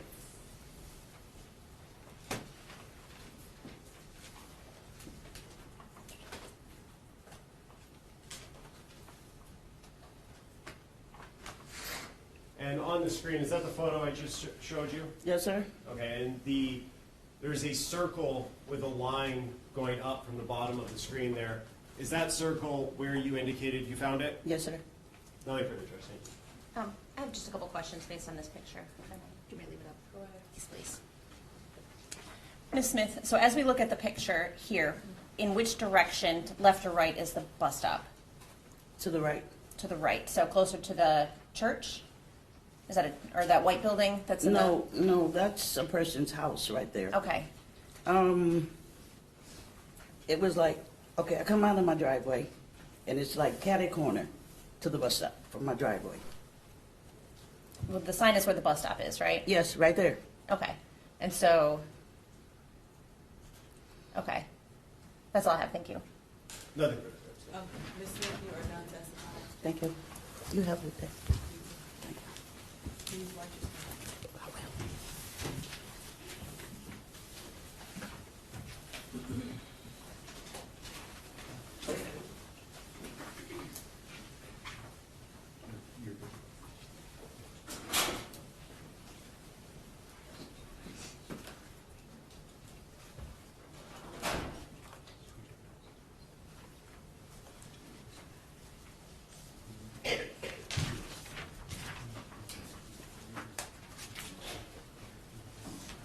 Judge, at this time, we would call Detective Jason Mays.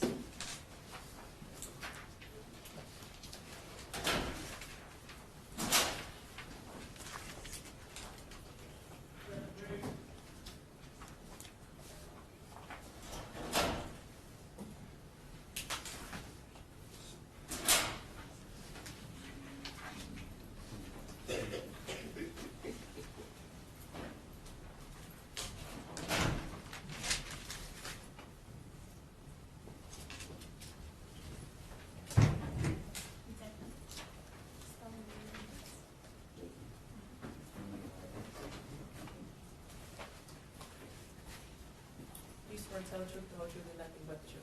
I swear. Okay.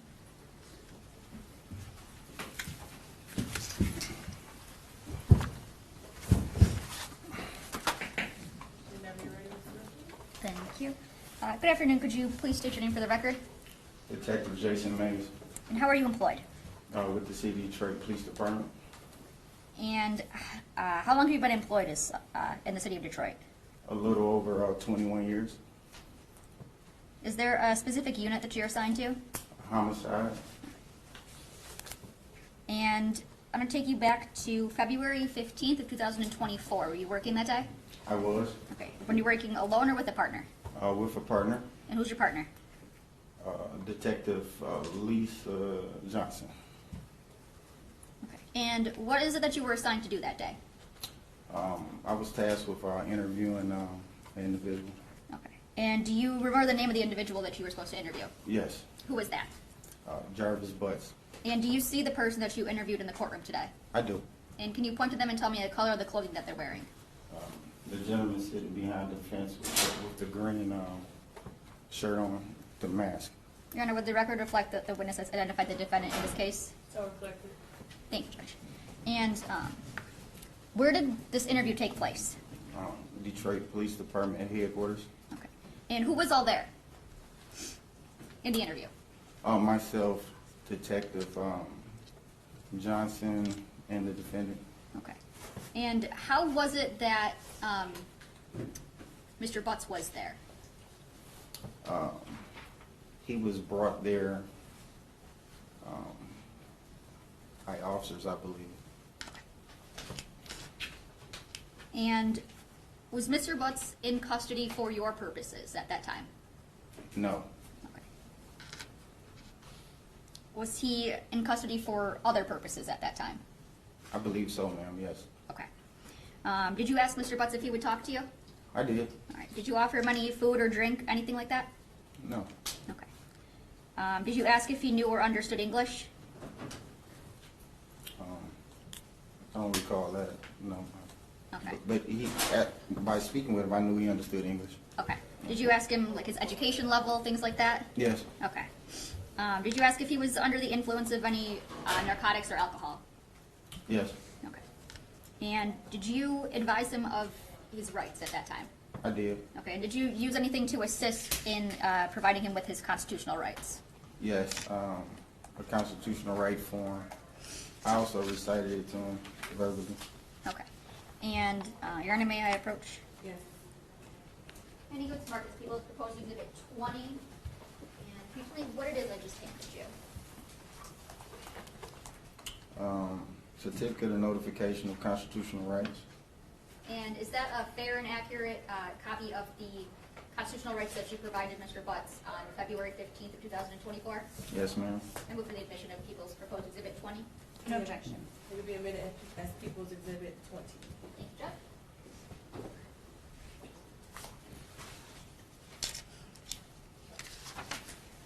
And on this sheet, did Mr. Butts reflect that he understood and acknowledged his rights at that time?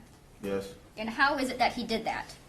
by attaching this signature and dating it. Okay. And who all signs this form? Myself as a witness and also anyone that's in the room. Okay. Did Mr. Butts exhibit anything to you as an experienced officer with 21 years that would make you believe that him talking to you wasn't voluntary? No, Okay. And did he agree to speak with you? he did. All right. About how long did you guys talk for, if you recall? I would say the interview may have been a total of maybe a couple hours, 2 hours. And were there any breaks in between that time? Yes, Okay. And was this interview recorded in any way? yes. How was it recorded? Audio and visual in the interview room. Okay. And I showed you previously in a video of the interview that took place. Do you remember me showing you that? Yes, Okay. And when I showed that to you, was that a fair and accurate depiction of the video interview that you took with Mr. Butts back on February 15th, 2024? yes. Okay. And, Your Honor, I'd move for the admission of People's Proposed Exhibit 21. No objection. It will be admitted as People's Exhibit 21. Thank you, Judge. And may I publish, I'm not going to play the whole video, it's rather lengthy, but there are parts that I did want to play. Okay.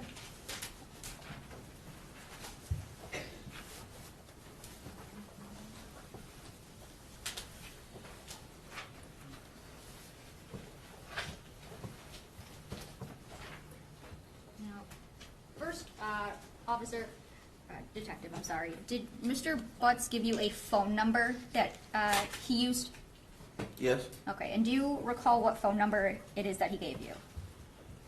I would have to review my report, but I believe it's 313-585, something or other. Okay, would reviewing your report refresh your memory? It would. Do you have your copy, or? Yeah, I have a copy. Okay.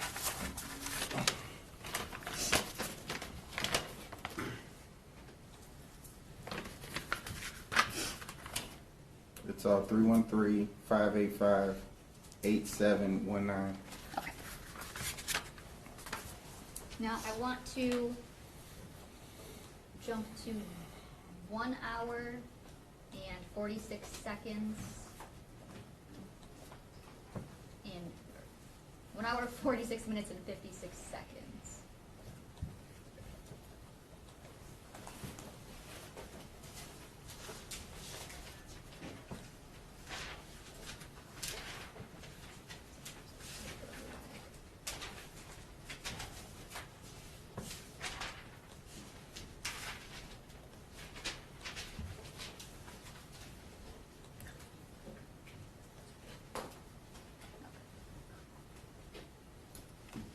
play at 1 hour, 46 minutes, and 38 seconds. Then what you deal with, right? Okay. They know right. Just living your life, man. Ain't nothing wrong with that. They know right. You got them together. They know what's coming out of them together, but they know about each other. Okay. So, the reason I'm asking you that, I wouldn't ask you no questions I wouldn't have answers to, so I'm just trying to understand something. So, just right here is a brief synopsis of Zaza's interaction with you and the phone number that you had since 2018. And so right here on the day that I'm concerned with, you see right here, Don't forget the before. Yeah, that was when she sent me. I was supposed to pick them up that day, but I never responded. yeah. Well, So then the next one, she responded, if you send a message. so I can delete my number, delete your number. No, I don't know. Before you explain it, just look at the time, take back to back. Cool, yeah. And we in school, she in school. And then right here, she tells you to respond with effect.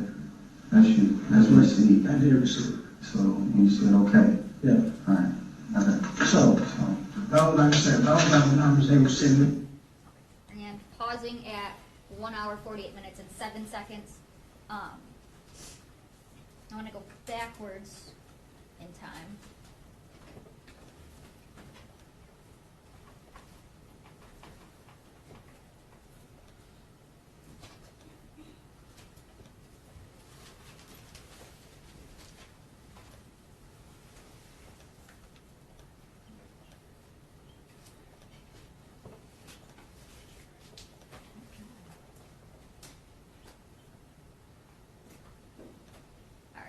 To 1 hour, 13 minutes, and 49 seconds. So, okay, so yeah, that's what we saw. Okay, alright, so your original date was in what was your original date? November 20th, the day before my birthday of last year. That's when it happened? Oh, no, not when that case happened? No, when did you supposed to get sentenced? Because we got 2 days. We got January. So what happened was, I was supposed to get sentenced last year, the day before my birthday. Mm-hmm. We went to court, whatever the case may be. They adjourned it to January the 9th. That's the day we got. Right, so I had a legal issue pending. And I asked to get it extended before I could take care of my legal issue pending. That was January the 25th. So after that, then they scheduled it for February the 7th. Yes. Right. Okay, and I'm pausing at 1 minute, or 1 hour, 44 minutes, and 44 seconds. And moving to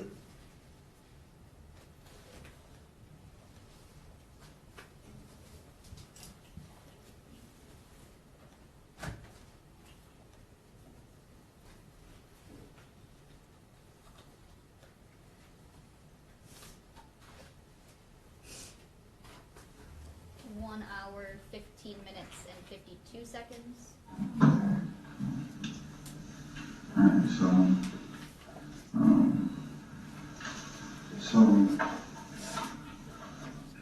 what's your relationship with on the day to day? Like, are y'all have any interactions? Is y'all like y'all got a niece uncle relationship? Yeah, we kind of like this uncle, and I also get her and my daughter from time to time. Your daughter who? Janai. How you spell it? J.A. Apostrophe. And I, my age. Janai. Plus. Go ahead. How old is she? 16. Like female 16? Okay. No, 16. I thought you said you spoke to regular. Okay. 10. Okay. Go ahead. So I get them from time to time. I do cleanups. Okay. A lot of times, sometimes I used to use them. They don't like work at my old job. Frank says to have them come and clean up my office and my bathroom and stuff like pretty much twice a month, give or take. Okay. And where's Frank's at? this morning. Did you pay him? And pausing at 1 hour, 17 minutes and 3 seconds.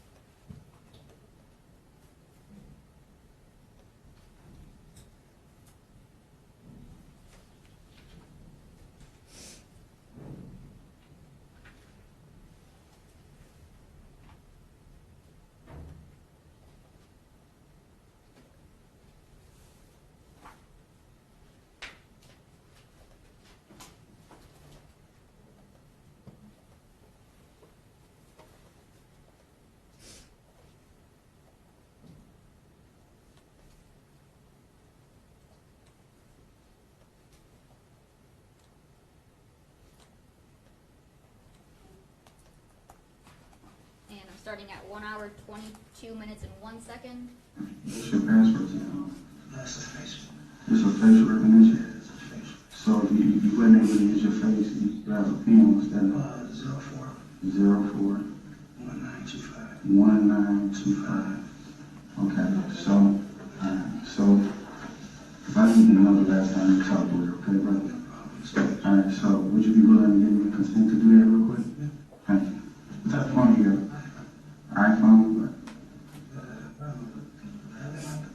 Okay. Yeah, I can't mess with iPhones. You looked at me like, look at it. J-I-P-I-S. I'm sorry, man. We have a Javaris, we work with. Yeah, I work with a Javaris. We keep trying to spell everything. Alright, so our iPhone, what color is it? Glass. Okay, glass, you said it's 11? And your phone, 313-585-8719. Password is 041925. And When was the last time you used that phone? right before I got locked.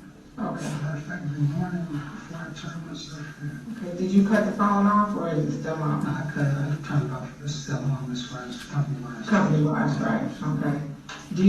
Where did you leave the phone? It was actually with one of my girlfriends, man, because she took me, she's going Oh, right.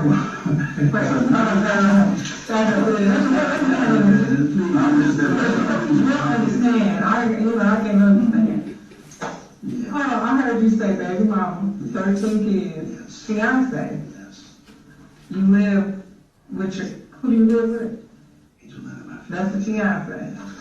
And we got a girlfriend. Yeah. Okay, player. One of the 5 heartbeats? No, man. Okay. I actually used it before I went to sentencing. Okay. So she had your phone? She had your phone. From my understanding, the police have my phone. Now, who did they get it from? Her. We asked because we don't know this info. From my understanding, they conducted a raid on her house. Okay. Why are they raiding her house? I don't know, that's the same thing. But she had the phone. But the phone was in her possession. Okay. So, And that's where you left it, when you got locked in up. my jacket in the car. Okay. What type of car? What color? Okay, I'm gonna go check. Is that your car or her car? Hers. Oh, okay. And then pausing at 1 hour, 24 minutes and 50 seconds.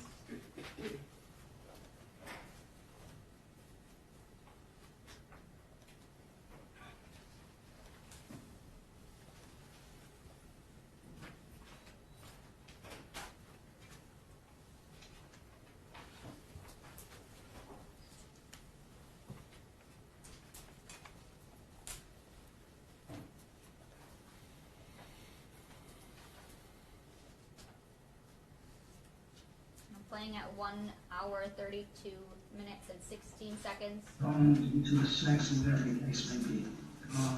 And I know she's getting older, so she's into certain things, like I come up, she had little fingernails and shit on. Mm-hmm. And I know grandma wasn't. So why just not give it to her? I heard it. Okay, so that's what I'm saying, so the value is a paperwork, so I heard it. So know anything?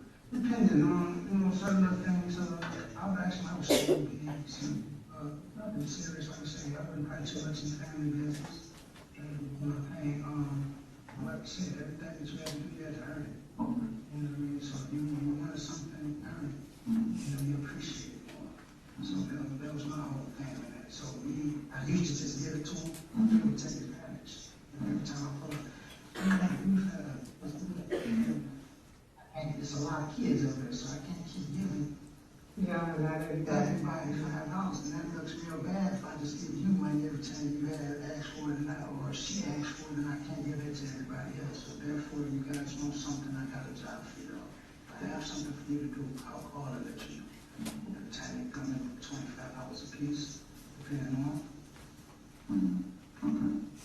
So,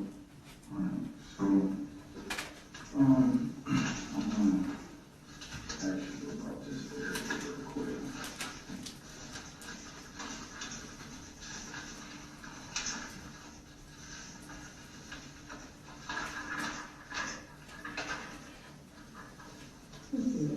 Confirm that photo. Make sure we come up with the right person.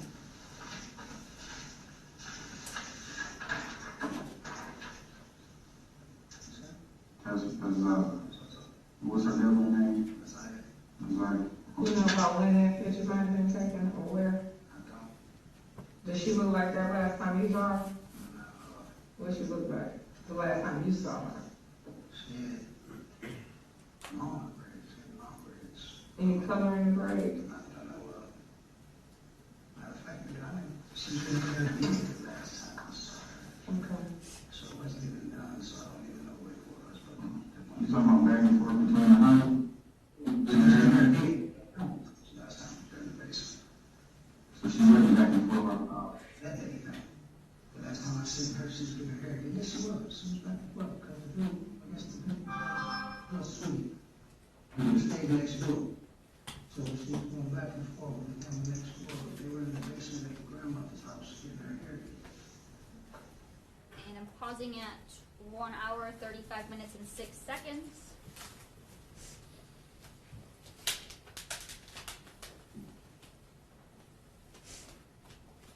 And I'm playing at 1 hour, 44 minutes, 34 seconds. Okay. But I don't know. Not that I don't know. Like I said, not that I can recall. But you can name my phone. I'm over there quiet. Okay. So, you can do some other things with these phones. Go ahead and say. No, I'm just trying to think about this stuff. Okay. So, when I was asking you about you had any contact with text message or anything with driver, like you did, you don't have any contact with like that at all. Because you can't think of the last time she talked to you. Right off the top of my head, boss. Okay. Were you supposed to meet her anywhere? No. Not at all. Not at all. Not at all. So it is.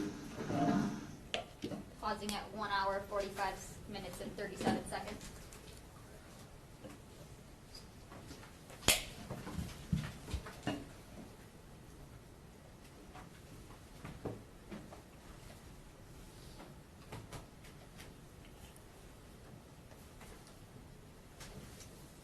I'm playing at 1 hour, 50 minutes, and 44 seconds. Girls are girls just fast and things like that. So, not accusing or nothing, but some of this stuff we can't just. So, I gotta ask you. Boss, I can't. So I do a lot. I do a lot. So can you kind of help me out, like what went on this day, or point me in the right direction? I'm not saying no. No, I'm not saying that. What I'm trying to say is what happened. Like, I can't tell you. Why would she be texting me that if you wasn't meeting? So you were supposed to meet at the house. It's okay to meet her. Her and my brother. So I must pick them up at that house. house, at their grandmother's house on Bedford. Like I said, from time to time, I had talked to them, and I did tell them that, hey, The location she had put at my grandma's house. I was supposed to be at because they got out of school or whatever time. I was waiting on my daughter to get out of school. I don't pick them, I don't pick one up without the other. Bottom line. I don't pick one up without the other. So it was in And pausing at 1 hour, 51 minutes and 54 seconds.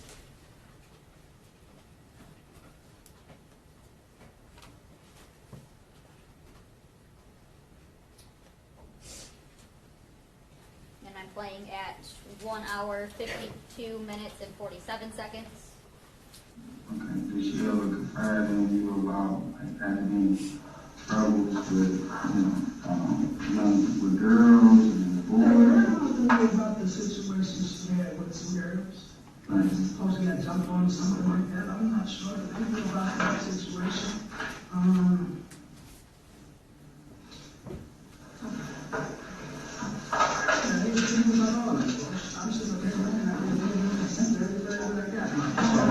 Why did she tell you the truth? Why did she have to do something? So what are you talking about my number? She was talking about the number that she called me from. Like I said, I called from different numbers. The auntie, text now shit. So right. So my number. So I can delete your number. So I can delete. I don't know why she would say my number though. Because everything that we do, like I said, it's always like that. And when they call me from text now numbers and all that bullshit, so I'm assuming she was sneaking when she said it. Like I said, I don't have no reason to hide nothing else. My phone is what it is. Everything is in my phone. Y'all have possession of my phone. Take a look at it. Go through it. So I don't know what that's about. I don't know why would she say delete my number. So you saying that you didn't need her? I promise to Jesus I didn't need her. Promise to Jesus. Like I said, she sent me that text message. I was supposed to pick them up. We never had a chance to anything because who you on this plan? Is that what I'm doing? We were doing a job next night. On the night? That night? Yeah, we were doing a job. Mobile job. I don't know what that is. And I'm pausing at 1 hour, 54 minutes and 42 seconds.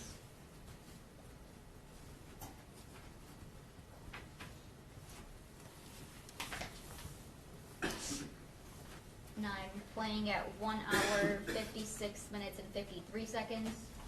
She knew that she was supposed to come to me. Did you tell a little more about anybody? She was just, let's talk to the child's mother that I had, that she had texted me.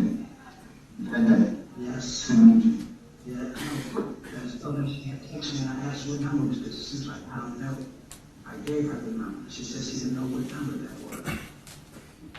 So, you see that y'all had correspondence the day before, on the 8th? Yeah, from the same number. What does it say? Yeah. So, it said, what are you doing?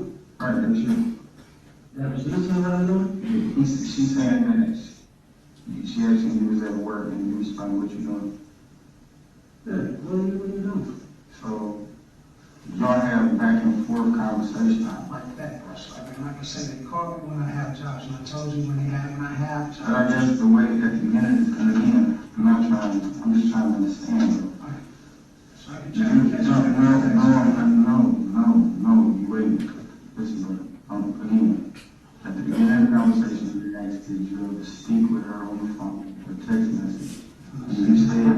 And you said that you either speak with the grandmother, or you speak with your child's mother. Or they call me and ask me and harass me, and I call the grandmother and let them know that they did that.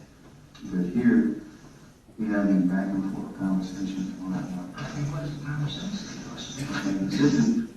And I'm pausing at 1 hour, 58 minutes and 25 seconds.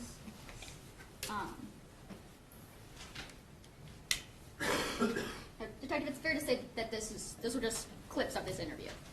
correct. Okay. And your conversation with Mr. Butts continued on into other kind of topics too. Correct. Okay. Did Mr. Butts say the last time that he saw Naziah before she went missing? Yes, he stated to me that he had last seen her at the end of December or early January, sometime, at grandmother's house getting her hair done. Okay. And did he say anything about knowing where Nazia's bus stop was? Yes. Okay. What did he say about that? He said that her bus stop was at a 3-mile drive in Cornwall. And when you guys are talking, and you mentioned a name Zaza, who is he referring to as Zaza? The decedent. He's talking about Naziah.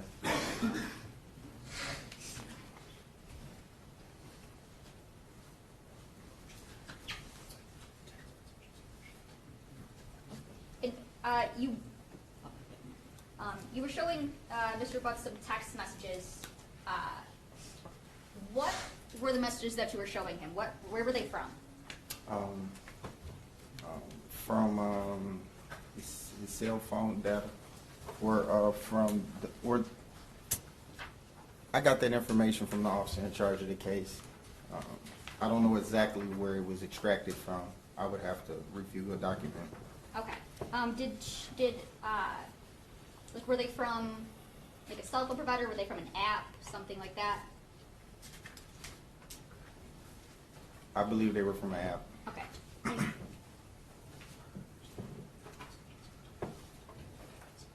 And was it your understanding that those were messages between Mr. Butts, the defendant, and Naziah Harris? Absolutely. Okay. And the photo that you showed Mr. Butts, where he identified Naziah Harris,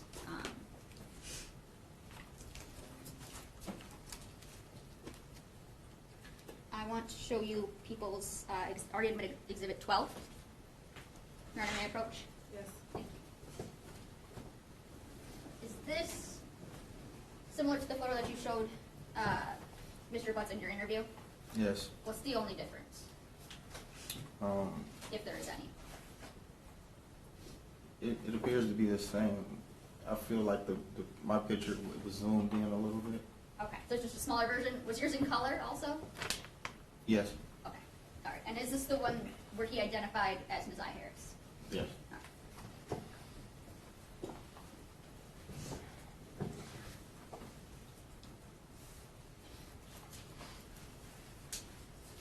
Nothing further at this time, Judge.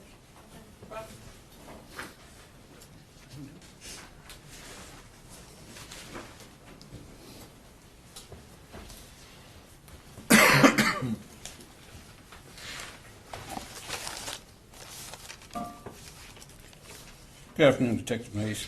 Good afternoon. So, let me ask you, first off, your role in this case, were you primarily just to interview Mr. Butts, or were you involved in the greater investigation? Mainly for the interview. I assisted on a search. Okay. So, you interviewed Mr. Butts on February 15th, correct? Yes. Okay. He was already in custody, correct? Yes. And where did this interview take place at? Detroit Police Headquarters. Okay. Did you transport him, or was he already there when you got there? He was already there. Okay. So you don't know what conversation was had with him prior to getting there, correct? No. Okay. How long was he there prior to you seeing him, if you know? I can't recall, sir. Okay. But it was you and your partner, Lisa Johnson? Yes. All right. You came into the room, correct? And he was already in the room when you came in? Yes. And you said that you didn't offer him any food or drinks? No. Okay. Do you know, have he had a chance to sleep, use the restroom? No. Okay.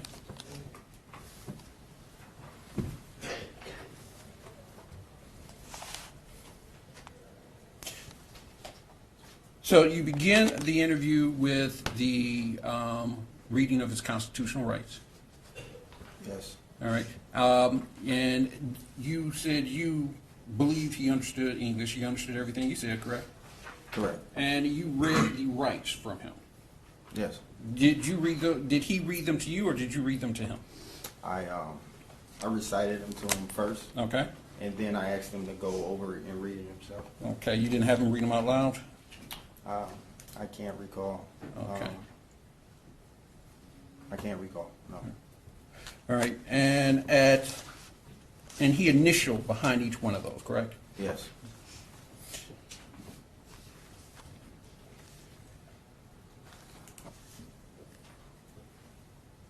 You had him verify his phone number, correct? Correct. All right. First of all, let me ask you, what was Mr. Butt's demeanor at this time? His demeanor, initially it appeared to be forthcoming. Okay. So he appeared to answer all your questions, correct? Yes. Didn't hesitate in answering any of your questions, did he? No. All right. And it was a conversation between the two of you, correct? Yes. And you said this interview took place over 2 hours and 15 minutes. Is that what I have? I feel it was about a couple hours, yes, sir. Okay.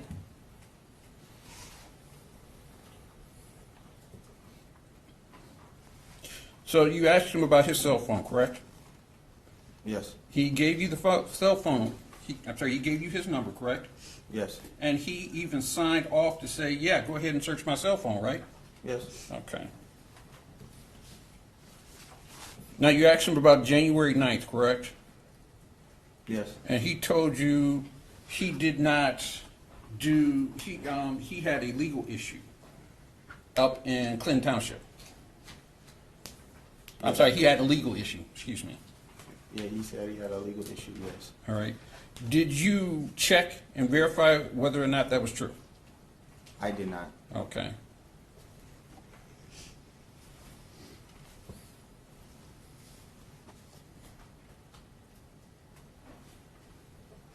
And you asked him about Naziah coming to his shop, correct? I'm Yes. sorry, you asked him about his interaction with Naziah, correct? Yes. And he told you that she would come to his shop from time to time, correct? Yes. And he would have her do work in his shop, correct? Yes. And he also told you he'd have his daughter do work as well, correct? Correct. Did you verify whether or not that was true? I did not. Okay.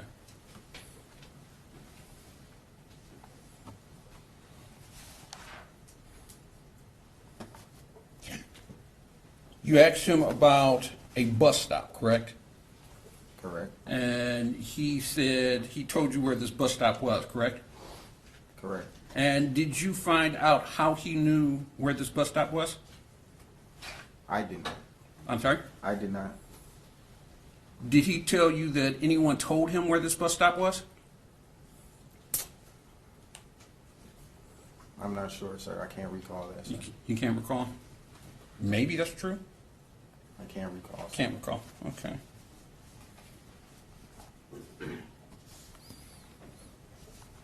Just one moment.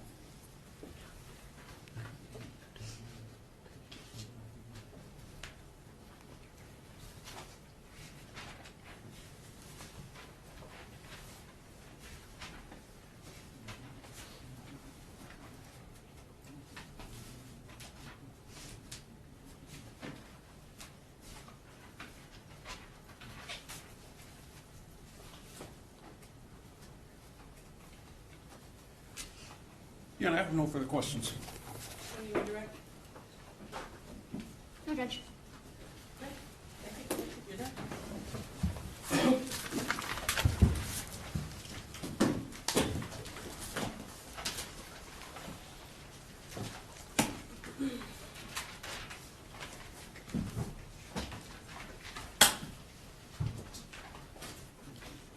Do you all want to break for lunch or keep going?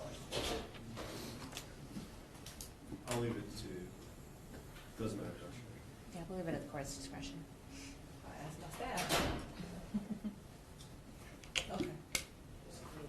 We need a break.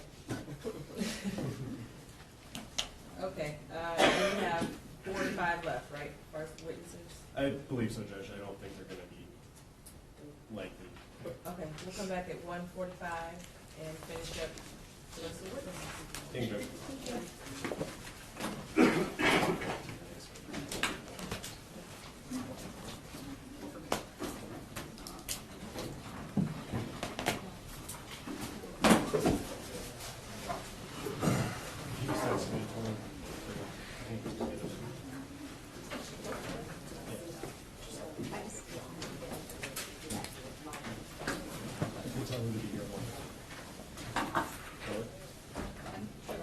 I'll start with. Well, you got to.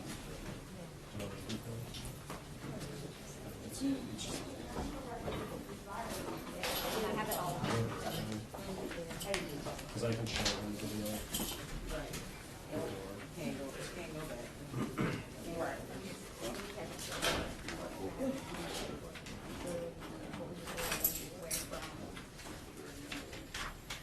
And then those are the times. Yeah, I'm good. I ain't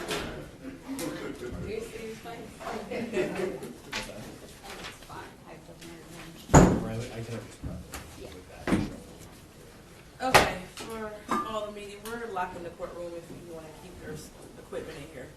So it'll be safer.